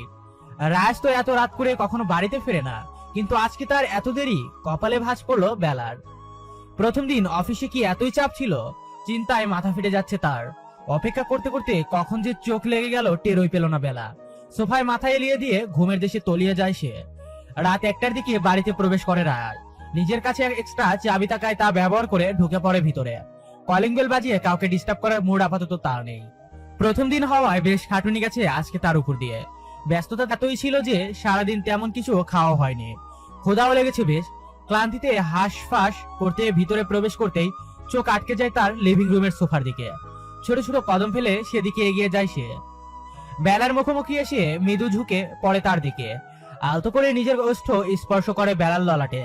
ঘুমের ঘুরে মৃদু কেঁপে উঠে সে হাসে রায়াজ। বেলা শুকিয়ে যাওয়া মুখের দিকে তাকিয়ে নিমেষেই মুজে যায়। এখনো নিশ্চয় কিছুই পেটে পড়েনি মেয়েটা, তার জন্য অপেক্ষা করে বসে আসে নিশ্চয়। অতি সন্তর্পণের বেলাকে পাজা কোলে তুলে নেয় সে। নিজের রুমের বিছানায় নিয়ে সুন্দর করে শুয়ে দেয় বেলাকে। নিচে চলে যায় নিজে। 2 হাতে খাবারের 2টো প্লেট এনে রাখে বেড সাইডের ক্যাবিনেটের উপর। মৃদু আওয়াজ করে ডেকে ওঠে বেলাকে। পিটপিট করে চোখ মিলতেই নিজেকে সম্মুখে রাজকে দেখে এক লাফে উঠে বসে বেলা। রাজ ভ্রু কুচকে বেলার দিকে তাকিয়ে থাকে। ইতস্তত বোধ করলে বেলা জিজ্ঞেস করে, রায়াজ ভাই, আপনি এসে গেছেন? রাগে চোখে বেলার দিকে দৃষ্টি নিক্ষেপ করে রাজ। তার এহেন ভয়ঙ্কর দৃষ্টি দেখে শুকনো ঢোক গিলল বেলা। ভীতু কণ্ঠে জিজ্ঞেস করে, আমি কি আবার কোনো রকম ভুল কিছু করেছি রায়াজ ভাই? রাগের মাত্রা যেন এবার ছাড়িয়ে যায় রাজের। দাঁতে দাঁত চেপে উত্তর দেয়, স্টুপিড, আমি কি এখনো তোর ভাই লাগি? এক চড় দিয়ে রাত সব ফেলে দেবো। মাথা নিচু করে বেলা যে জবাব দেয়, সরি, আসলে অভ্যাসবশত হয়ে যায় বারবার। কিছু বলে না রায়াজ। মাথা নেড়ে নিজেকে শান্ত করার চেষ্টা করে। মৃদু ধমক দিয়ে বলে, এত রাত হয়েছে, খাসনি কেন এখনো? চকিতে রাজের দিকে তাকায় বেলা। আমতা আমতা করে বলতে লাগে, আসলে থাক, আর মানে করতে হবে না, হ্যাঁ কর। রাজের কথা মতো মুখ হা করতে তার মুখের ভিতর খাবার ঢুকিয়ে দেয় রাজ। চোখ টলটল করে ওঠে বেলার। রাজ ভাই তাকে কতই না ভালোবাসে, তার জন্য কতই না কষ্ট করছে সে। খাওয়ার এক পর্যায়ে কেঁদে দেয় বেলা। বেলাকে কাঁদতে দেখে অবাক হয়ে যায় রাজ। অস্থির কণ্ঠে জিজ্ঞেস করে, কি হয়েছে বেলা, এভাবে কাঁদছিস কেন? খুব বেশি বকে ফেলেছি কি আমি? আচ্ছা, আর কাঁদিস না, আর বকবো না তোকে। মুখ চেপে কেঁদে ওঠে বেলা। অস্থিরতার মাত্রা ছাড়িয়ে যায় এবার রাজের। আলতো হাতে বেলার গাল স্পর্শ করে জিজ্ঞেস করে, কি হয়েছে, এমন করছিস কেন, আমাকে বল। নিজেকে আর সামলাতে না পেরে রাজের বুকে ঝাঁপিয়ে পড়ে কাঁদতে কাঁদতে বলতে লাগে, খুব বেশি কষ্ট করতে হচ্ছে আপনার, তাই না? কেবল মাত্র আমার জন্য হয়েছে সবকিছু। সেই কখন অফিসে গেছেন আর ফিরলেন এই রাতে। সারাদিন নিশ্চয়ই কিছু খাননি, কিন্তু নিজে না খেয়ে সেই আমাকেই খাইয়ে যাচ্ছেন। আমার খুব কষ্ট হচ্ছে রাজ ভাই, আপনার এত কষ্ট আমি আর দেখতে পাচ্ছি না। বেলার মাথায় আদুরে হাত বোলাতে বোলাতে মৃদু কণ্ঠে রাজ জবাব দেয়, কে বলেছে আমার কষ্ট হচ্ছে? মোটেও কষ্ট হচ্ছে না আমার। তাছাড়া আমারই ছোট বউটাকে পেতে আমি একটু কষ্ট তো করতেই পারি, তাই না? তা না হলে আমার পুতুল বউটাকে যে কেউ আমাকে দেবে না। বাই দ্য ওয়ে, অনেক কান্নাকাটি হয়েছে, এবার খেয়ে নিয়ে চলবি। বলেই নিজের বুক থেকে বেলার মাথাটা তুলে পুনরায় তাকে খাইয়ে দিতে লাগলো রায়াজ। বেলার খাওয়া শেষে মুখ মুছিয়ে দিয়ে আরেকটা প্লেট ধরিয়ে দিল বেলার হাতে। বলল, নে, আমার ডিউটি শেষ, এবার তোর ডিউটি তুই পালন কর। অবাক হলো বেলা, জিজ্ঞেস করলো, মানে? প্লেটে ইশারা করে রায়াজ বলল, খাইয়ে দে আমায়। চোখ ঘুরে এলো পুনরায় বেলার। মৃদু হেসে রাজকে খাইয়ে দিতে লাগলো সে। খাওয়া শেষে নিজের ওড়না দিয়ে রাজের মুখ মুছিয়ে দিল বেলা। বেশ অবাক হলো রায়াজ। সুর তুলে বলে উঠল, ইস, তুই দেখি একদম গিন্নি গিন্নি হয়ে গেছিস। যাক, বউটা আমার এতটাও ছোট না। বলে আলতো করে গাল টেনে দিল। খানিক লজ্জা পেল বেলা। লাল বর্ণ ধারণ করলো তার গাল দুটো। সেদিকে তাকিয়ে মৃদু হেসে রাজ বলে উঠল, থাক, আর লজ্জা পেতে হবে না। তোর এই লজ্জা রাঙা মুখ দেখে এই মধ্যরাত্রিরে আমি না আবার নিজের কন্ট্রোল হারিয়ে দিই, তখন তোরও সমস্যা, আমারও সমস্যা। কথাটা বলে বেলাকে নিজের অতি সন্নিকটে টেনে নিল রাজ। নিজের বক্ষস্থলে ঠাঁই দিল প্রেয়সীকে। জড়িয়ে ধরে তলিয়ে গেল ঘুমের দেশে। সকলে ঘুম থেকে উঠে নিজেকে নিজের রুমে আবিষ্কার করে বেলা। অবাক হয় বই কি, পর মুহূর্তে বুঝে নেয় এটা রাজের কাজ। মুচকি এসে উঠে যায় ফ্রেশ হতে। নাস্তা খেয়ে দুজন বেরিয়ে পড়ে। বেলাকে কলেজ নামিয়ে দিয়ে রাজ চলে যায় অফিসে। মেয়ের সকল কার্যকলাপ আর চোখে লক্ষ্য করেন রুমি রওশন। আড়ালে তপ্ত শ্বাস ছাড়লেন তিনি। রাজকে তার পছন্দ না, তেমন কিছু না, তবে কোথাও একটা কিন্তু রয়ে যায়। রাজ যে তার মেয়েকে পাগলের মতো ভালোবাসে, সে কথা তার অজানা নয়। তিনি নিজেও চায় রাজ নিজেকে প্রমাণ করুক সে বেলার জন্য যোগ্য পাত্র। কিন্তু রাজ পারবে তো? চিন্তিত মুখে তিনি নিজের রুমের দিকে অগ্রসর হন। কলেজ শেষে বেলাকে আনতে তার কলেজে যায় রাজ। ক্লান্ত মুখের স্নিগ্ধ হাসি দেখে বুক ভারী হয় বেলার। এত খাটুনির পরও মানুষটার কিরকম ওষ্ঠকোণে অমায়িক হাসি ঝুলিয়ে রেখেছে। রাজের নিকটবর্তী এসে নিজের ওড়না দিয়ে তার ললাট বেয়ে পড়া শ্বেত জলটুকু মুছে দেয়। মৃদু হাসে রাজ। বেলার কোমরের দুপাশে নিজের শক্তপোক্ত হাত চেপে ধরে নিজের কাছে টানে থাকে। নিজের ওষ্ঠের সাহায্যে বেলার মুখের উপর ফু দেয়। মৃদু কেঁপে উঠল বেলা। ওষ্ঠকোণে চিহ্ন হাসি ফুটিয়ে বলে, চল। বাড়িতে পৌঁছে বেলাকে নামিয়ে পুনরায় অফিসে যাওয়ার জন্য উদ্যত হতে রাজের হাত টেনে ধরে বেলা। প্রশ্নবিদ্ধ চোখে সেদিকে তাকায় রাজ। বেলা বলে, এখন থেকে আমি বাড়ির গাড়ি দিয়ে কলেজ থেকে ফিরবো। আপনাকে আর কষ্ট করে আমাকে আনতে হবে না। কপালে শুকনো ভাঁজ পড়ে রাজের। জিজ্ঞেস করে, আমি গেলে সমস্যা কোথায় তোর? মাথা নিচু করে বেলা জবাব দেয়, আপনি না বললেও আমি বুঝতে পারি রায়াজ ভাই, আপনার বেশ কষ্ট হয়। সারাদিন অফিসের তো খাটুনি, তার উপর আমাকে নিয়ে আসা যাওয়া করা আপনার জন্য অনেক বেশি কষ্টকর হয়ে যায়। শুধু শুধু দরকার কি এত কষ্ট করার? ড্রাইভার আছেন, উনি আমাকে নিয়ে আসবেন। মৃদু এসে রাজ আলতো করে বেলার গাল স্পর্শ করে জবাব দেয়, তোর কি মনে হয় যেখানে আমি তোকে পাওয়ার জন্য এত কষ্ট করেছি সেখানে এত সহজে তোকে আমি একা একা ছেড়ে দেবো? কখনোই না। অনেক কথা হয়েছে, এবার তাড়াতাড়ি বাড়িতে যা, গিয়ে ঝটপট দুপুরের খাবার সেরে নে। আমি একটু পর ফোন করব। ফোন করার সাথে সাথেই যেন শুনি তুই খেয়েছিস। হয়তো তোর একদিন কি আমার একদিন। কথাটুকু শেষ করে বেলা ললাটে নিজের অস্থির শীত স্পর্শ এঁকে দেয় রাজ। আবেশে চোখ বুঝে নেয় বেলা। বেলার মাথায় হাত বুলিয়ে দিয়ে অফিসের উদ্দেশ্যে রওনা হয় রাজ। তার যাওয়ার পানে একদৃষ্টে তাকিয়ে থাকে বেলা। কান্না আসে তার। নবাবের মতো পায়ের উপর পা তুলে বসে খাওয়া ছেলেটাও এখন সারাদিন ব্যস্ত থাকে কাজ নিয়ে। কতই না অদ্ভুত এই পৃথিবী, কি থেকে কি হয়ে যায় কেউ তা ধারণা করতে পারে না। দীর্ঘশ্বাস ত্যাগ করে বাড়ির ভিতরে চলে যায় বেলা। কেবলমাত্র ফ্রেশ হয়ে বিছানায় গায়ে লিয়ে দিয়েছে বেলা। সাথে সাথে তার পাশে পড়ে থাকা মোবাইলটি বেজে ওঠে, যা দিন আগেই তাকে কিনে দিয়েছিল রাজ। ফোন রিসিভ করে অফিস থেকে ভেসে আসে রাজের ভারী কণ্ঠস্বর। খেয়েছিস? সাথে সাথে লাফ মেরে বিছানা থেকে উঠে দাঁড়ায় বেলা। আমতা আমতা করে বলতে থাকে, এক্ষুনি যাচ্ছি, ভুলে গিয়েছিলাম তো। গম্ভীর কণ্ঠে অপর পাশ থেকে পুনরায় উত্তর আসে, যা তাড়াতাড়ি। কথা শেষ করে ফোন কাটতে নিলেই থামিয়ে দেয় বেলা। মায়াবী কণ্ঠে শোধায়, আপনি খাবেন না? ক্লান্তি মাখা কণ্ঠে রাজ উত্তর দেয়, খেয়ে নিবো সময় হলে, তুই তাড়াতাড়ি খেয়ে নে। কথাটুকু শেষ করে ফট করে ফোন কেটে দেয় রাজ। তার কথা বলার ধরন শুনে বুঝে যায় বেলা এই সময় তার আর খাওয়া হবে না। তার নিজে আর খেতে যায় না। সিদ্ধান্ত নেয় রাজ বাড়িতে ফিরে একসাথেই খাবে দুজন। রাত 10:15। ঠিক তখনই বেলার ফোনে কল আসে রাজের। রিসিভ করতেই সে জিজ্ঞেস করে, কিছু কি লাগবে তোর? নিয়ে আসবো? দুর্বল কণ্ঠে বেলা উত্তর দেয়, তেমন কিছুই লাগবে না, শুধু আপনি হলেই চলবে। মুচকি আসে রায় শীতল কণ্ঠে বলে, আচ্ছা ঠিক আছে। আচ্ছা, কখন আসবেন? একটু পরেই আসছি। প্রতিদিনের মতো আজও রাজের অপেক্ষায় বসে বেলা। সকালে ততক্ষণে খেয়ে দিয়ে যার যার রুমে চলে গেছে। কলিং বেল বাজতেই দৌড়ে গিয়ে দরজা খুলল বেলা। দরজা খুলতেই তার দৃষ্টি এসে ধরা দিল রাজের ক্লান্তি মাখা ঘামার্ত মুখখানা। বেলাকে দেখতে পেয়ে ঠোঁটের কার্নিশে মৃদু হাসি ফুটিয়ে তুলল রায়াজ। সহসা বেলাকে পাজা খুলে তুলে নিয়ে ভিতরে প্রবেশ করলো সে। তখনও রাজের দিকে এর দৃষ্টিতে তাকিয়ে বেলা একেবারে নিজের রুমে এনে নিচে নামিয়ে দিল সে। বেলাকে খাটে বসিয়ে তার পায়ের কাছে বসে পড়লো রাজ। নিজের মাথায় এলিয়ে দিল বেলার কোলে, মুখ গুজি দিল বেলার উদরে। মৃদু কেঁপে উঠে চোখ বুলিয়ে নিল বেলা। বেলার উদ্দেশ্যে রাজ বলল, বেলা, একটা কথা রাখবি আমার? কাপা কাপা কণ্ঠে সে উত্তর দিল, বলুন। তখনও এই রাজ নিজের পাশে থাকা প্যাকেটটা বেলার হাতে ধরিয়ে বলল, এই শাড়িটা পরে একটু সাজবি বেলা, শাড়িতে তোকে খুব দেখতে ইচ্ছে করছে। ঠোঁটে ঠোঁট চেপে নিজের কান্না আটকালো বেলা। মাথা নেড়ে সায় জানালো, যার অর্থ সে পড়বে। পর মুহূর্তে উদাস কণ্ঠে বলে বসল, কিন্তু আমি তো শাড়ি পরতে জানি না। নিঃস্বার্থ কণ্ঠে রাজ উত্তর দিল, আমার কাছে আয়, আমি পরিয়ে দিচ্ছি। খুব সুন্দর করে শাড়ি পরানো শেষ হলে বেলা তাকে নিয়ে ভ্যানিটির সামনে বসালো রয়েছে। পকেট গুজিয়ে রাখা দুটো বেলি ফুলের মালা বের করলো, যা দেখে বেশ অবাক হলো বেলা। অতি সন্তর্পণে একটা ফুলের মালা গুজে দিল বেলার খোপর অন্তরালে। অপরটি নিয়ে বেলার বাঁ হাতে বেঁধে দিল। বেঁধে দেওয়া শেষে নিজের স্পষ্ট স্পর্শ করলো হাতের তালুতে। পুরো শরীরে এক অদম্য শিহরণ বয়ে গেল বেলার। সাথে করে নিয়ে আসা এক মুঠো চুড়ি পরিয়ে দিল বেলার হাতে। চোখে ভিজে আসছে বেলার। তার কপালে যে এত সুখ লেখা ছিল তা সে ঘ্রণাক্ষরেও টের পায়নি। অজান্তে চোখ বেয়ে গড়িয়ে পড়লো দুফোঁটা জল। ভালোবাসার মানুষের ভালোবাসা পাওয়া সত্যি ভাগ্যের ব্যাপার। বেলাকে তৈরি করা শেষ হতেই কপালের মাঝ বরাবর নিজের ওষ্ঠ স্পর্শ এঁকে দিল রায়াজ। আলগোছে বেলাকে কোলে তুলে নিয়ে বেডের দিকে অগ্রসর হলো। তখনও রাজের চোখের গভীরতায় হারিয়ে বেলা।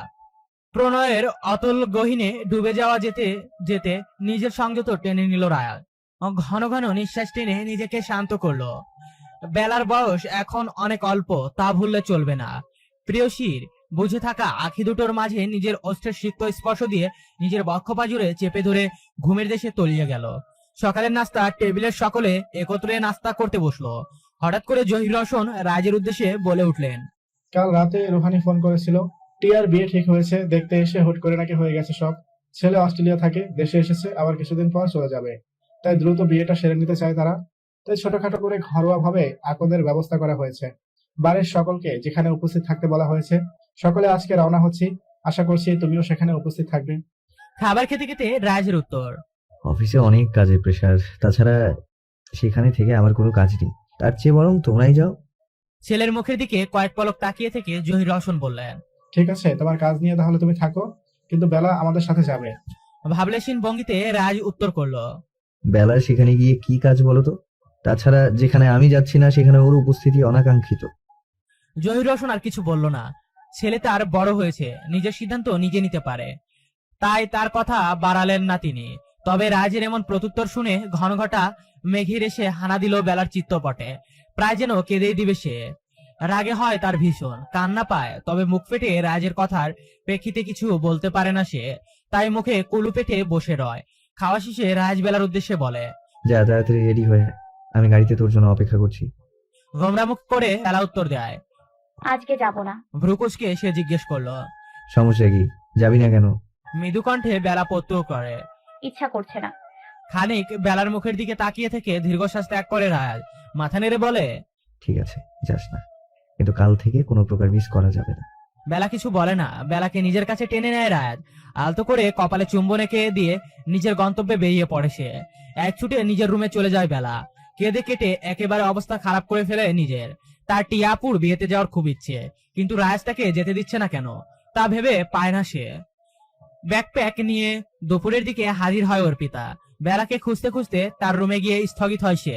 দুহাতে বেলার মুখখানা আগলে ধরে বিস্মিত কণ্ঠে জিজ্ঞেস করে, কিরে বেলা, তোর চোখ মুখের এ অবস্থা কেন? আর কেঁদেছিস কেন এভাবে? ভাই কিছু বলেছে?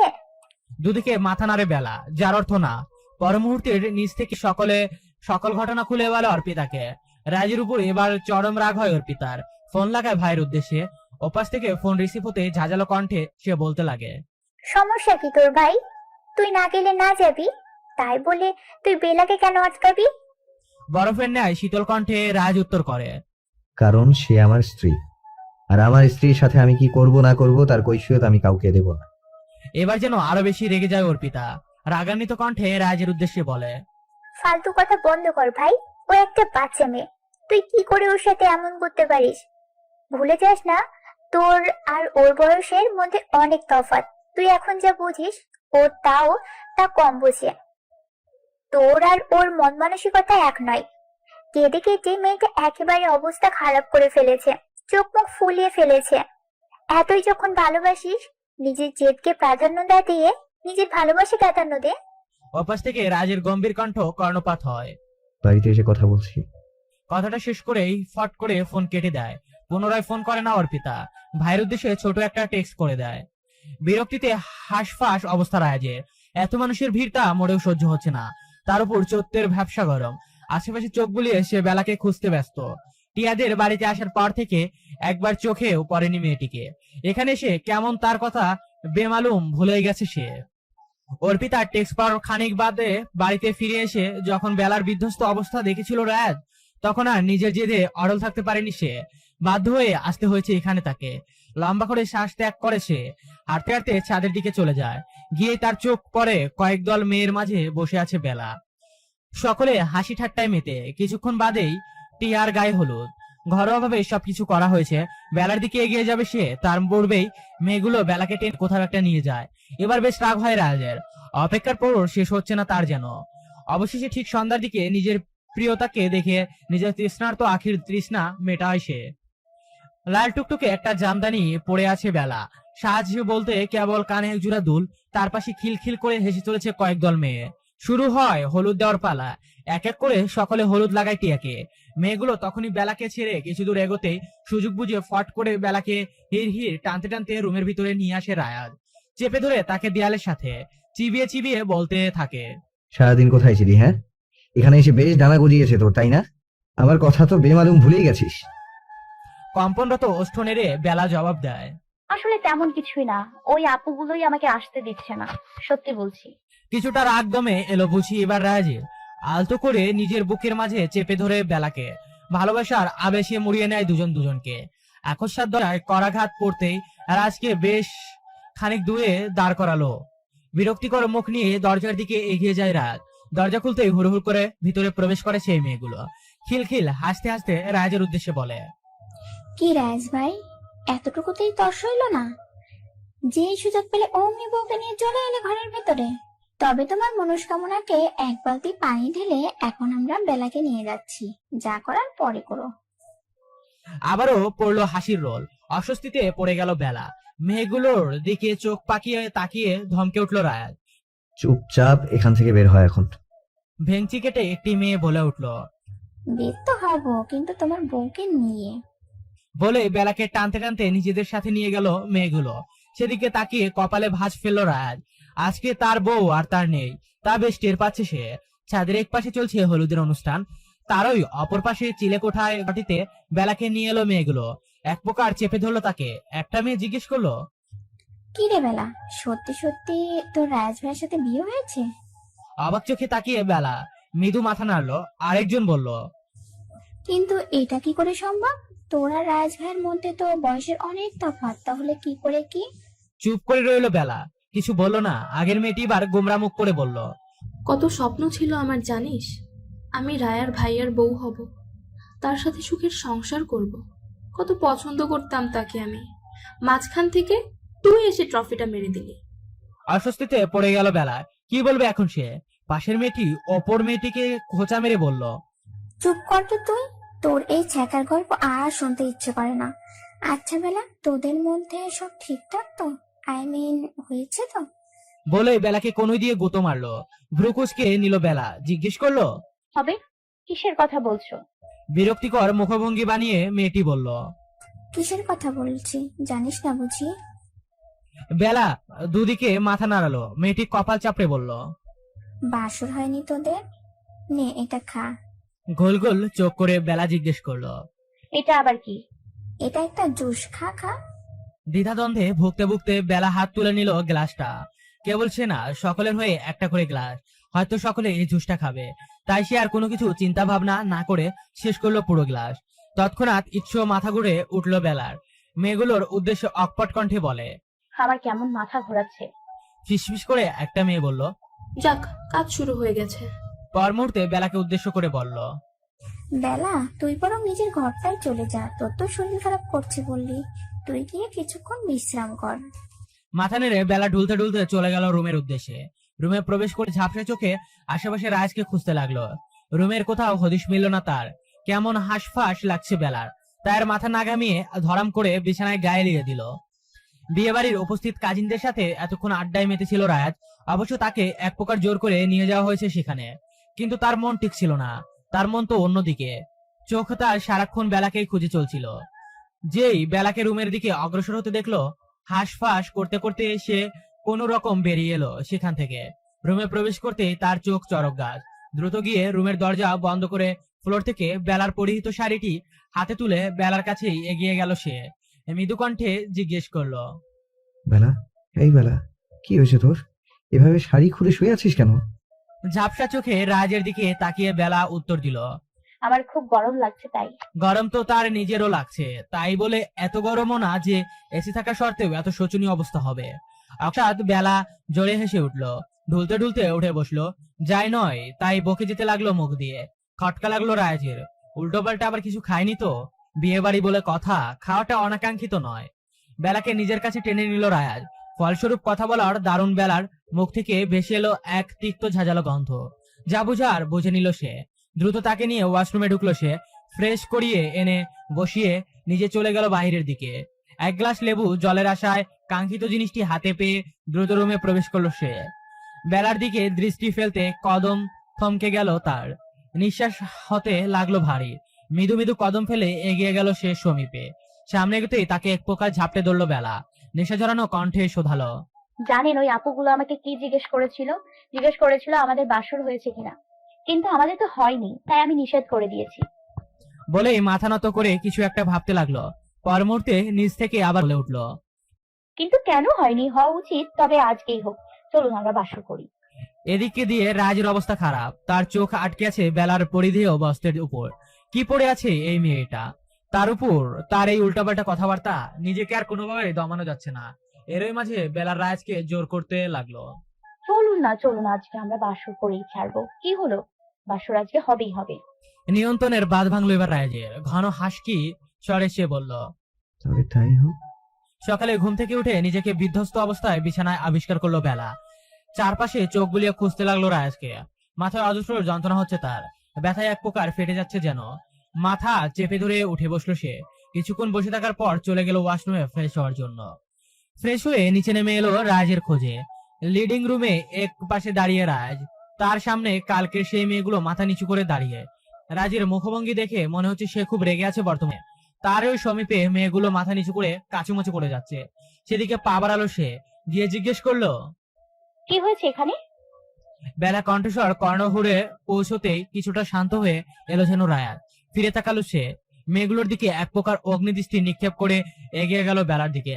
আলতো করে গাল স্পর্শ করে জিজ্ঞেস করলো, ঠিক আছিস তুই? কোনো সমস্যা হচ্ছে না তো? মাথা নাড়লো বেলা, কৌতূহল দৃষ্টি নিক্ষেপ করে জিজ্ঞেস করলো, আমার আবার কি হবে? দীর্ঘশ্বাস ত্যাগ করলো রাজ। এই মেয়ের দেখি কাল রাতের কথা কিছুই মনে নেই। সে বলল, না কিছু না, চল কিছু খেয়ে নিবি। রাতের বেলা খুব অল্প সংখ্যক মানুষের উপস্থিতিতে ঘরোয়াভাবে টিয়ার আকন্দ সম্পন্ন হলো। পুরোটা সময় বেলার এক হাত নিজের হাতের মুঠোয় বন্দি করে নিজের সাথে নিয়ে ঘুরেছে রায়াত। পরের দিন সকল মেহমান এক এক করে ছুটলো যার যার নিজাঙ্গিনায়। রাজরাও চলে এলো। দেখতে দেখতে কেটে গেল কয়েক মাস। এখনো বাড়ি থেকে তাদের সম্পর্কের কোনো স্বীকৃতি দেওয়া হয়নি, তবে মনে মনে সকলেই মেনে নিয়ে সবটা। এখন কেবল মুখে স্বীকার করাই বাকি বইকি। বর্তমানে নিঃশহরে নেই রাজ, ব্যবসায়িক কাজে ছুটছে হয়েছে তাকে চট্টগ্রাম। ফিরবে সে কয়েকদিন পর। সকালে টেবিলে বসে নাস্তা খাচ্ছিল বেলা, অকস্মাৎ তার গা কেমন গুলিয়ে এলো। বমি হবে বুঝি। সত্তর উঠে দাঁড়ালো সে, দৌড়ে বেসিনের সামনে গিয়ে গড়গড় করে বমি করে দিল। মেয়ের আচমক বমি করতে দেখে ঘাবড়ালেন রুমির রওশন। ছুটে গেলেন মেয়ের কাছে, মাথায় হাত চেপে ধরে রইলেন। ক্লান্ত বেলা ভরসার এক স্থল পেয়ে নিজেকে সম্পূর্ণ ভার ছেড়ে দিল মায়ের উপর। মেয়েকে নিয়ে তিনি নিজের রুমে এলেন, বিছানায় শুয়ে দিলেন। জিজ্ঞেস করলেন, কি হয়েছে? এমন বমি করলি কেন হঠাৎ? উল্টো পাল্টা কিছু খেয়েছিস কি? ক্লান্ত কণ্ঠে বেলা উত্তর দিল, না তেমন কিছু খাইনি, কয়েকদিন ধরেই এমন বমি বমি হচ্ছিল। বেলার কথার সমাপ্তি ঘটতে এবার মেয়ের দিকে সন্ধিহান দৃষ্টি নিক্ষেপ করলেন রুমি রওশন। মেয়ে তার এমনিতে যা পাকা পেকেছে, কাউকে না জানিয়ে বিয়ে করে নিল। এবার না জানি সন্দেহ হলো তার, তাই নিজের কাছে থাকা প্রেগন্যান্সি কিট মেয়ের হাতে ধরিয়ে দিয়ে বললেন, নে টেস্ট কর। ভ্রুকুচকে সে জিজ্ঞেস করলো, কি এটা? ধমকে উঠলেন রুমি রওশন। কিসের টেস্ট, আর এটা কিভাবে ব্যবহার করে আমি জানি না। মাথায় হাত দিয়ে বসে আছেন রুমি রওশন। এইটুকুন একটা বাচ্চা মেয়ে কিনা আরেক বাচ্চার মা, কথা ভাবতেই মাথা ঘুরে উঠলো ওনার। ইচ্ছে করছে চাপড়ে গাল লাল করে দিতে। বয়স কতই বা হবে, কেবল 17। এই বয়সে আরেকটা প্রজন্মকে নিজের মধ্যে নিয়ে ঘুরছে এই মেয়ে। আর আগে হিতাহিত জ্ঞান হারিয়ে তিনি বেলার গালে সর্বশক্তি প্রয়োগ করে দিলেন এক চর। দুদিন বাদে ফিরার কথা হলেও আজকে ফিরেছে রায়াত। নিজের ছোট্ট বউকে রেখে এতদিন অদূরে থাকতে তার মন টিকে নেই, তাই দ্রুত কাজ সেরে ফিরে এসেছে সে। নিজের রুমে ফ্রেশ হয়ে সে বেলার রুমের উদ্দেশ্যে পা বাড়ায়। রুমের মধ্যে আশেপাশে কোথাও তাকে দেখতে না পেয়ে কপাল কুঁচকে নেয় সে। কিছু দূর এগোতেই ছোট মায়ের রুমের ভিতর থেকে শোরগোল শব্দ শুনতে পায়। কৌতূহল বশত সেদিকে এগোয় সে। কিছু বাক্য নিজের কর্ণকুণে পৌঁছাতেই থমকে যায় যেন তার পা জোড়া। রুমি রওশনের রুমে উপস্থিত বাড়ির সকলে। ডক্টর বেলাকে চেক আপ করছে। চৈতন্য হারিয়ে বিছানায় পড়ে বেলা। চেক আপ শেষে ডক্টর সকলের উদ্দেশ্যে বলল, শি ইজ প্রেগনেন্ট। এই অবস্থায় মাথা ঘুরে পড়ে যাওয়া খুবই নর্মাল একটা বিষয়, তাই ঘাবড়ানোর কিছু নেই, খেয়াল রাখবেন তার। আজ আমি আছি, আর কোনো প্রয়োজন পড়লে ডাকবেন। ডাক্তারের কথা শুনে উপস্থিত সকলের চোখ বেরিয়ে আসার উপক্রম। পর মুহূর্তে সকলে নিজেদের সামলে নেয়, খুব স্বাভাবিকভাবেই নেয় বিষয়টা। দরজার সামনে দাঁড়িয়ে ছিল রাজ। ধীরে ধীরে কদম ফেলে সে এগিয়ে আসে ভিতরে। রাজকে এই সময় ঢাকায় দেখে সকলে অবাক হয় বইকি। নিজেদের ধাতস্থ করে এক এক করে সকলে বেরিয়ে যায় রুম থেকে। বেলার পাশে গিয়ে বসে রাজ। আলতো করে নিজের হাতের মুঠোয় আগলে নেয় বেলার ডান হাত। হাতের পাতায় নিজের অস্ত্র স্পর্শ করে। মৃদু কম্পিত হয় বেলার চোখের পাতা। কিয়ৎকাল ব্যয় হতেই চোখ মিলে তাকালো সে। রাজকে নিজের নিকটবর্তী দেখে চমকায় বেশ। বিস্মিত কণ্ঠে জিজ্ঞেস করে, আপনি? মৃদু হাসে রাজ। খাটের কার্নিশে আছুয়া হয়ে বেলাকে নিজের বুকে টেনে নেয়। রাজের হৃদস্পন্দন মনোযোগ সহকারে শুনতে লাগে বেলা। আবারও জিজ্ঞেস করে, বললেন না? মন ঠিক ছিল না, তাই ছুটে এলাম। আর এসেই এত সুখময় বার্তার বর্ণপাত পাবে ভাবিনি। মন খারাপের ভঙ্গিতে বেলা বলল, সুসংবাদ কোথায়? আমি তো অসুস্থ হয়ে পড়েছি। এটা বুঝি আপনার কাছে সুখবর হলো? তোর এই অসুস্থতার মাঝে এক বিশাল সুখ নিমজ্জিত। অবাক চোখে তাকিয়ে বেলা জিজ্ঞেস করে, কি সেটা? বেলার কোলে মাথা রেখে তার উদরে মাথা গুজিয়ে দিল রাজ। উত্তর করে, এখানে সেই সুখ লুকায়িত। নতুন মেহমানদের আগমন ঘটছে। আপনা আপনি বেলার চোখ বেয়ে গড়িয়ে পড়লো এক ফোঁটা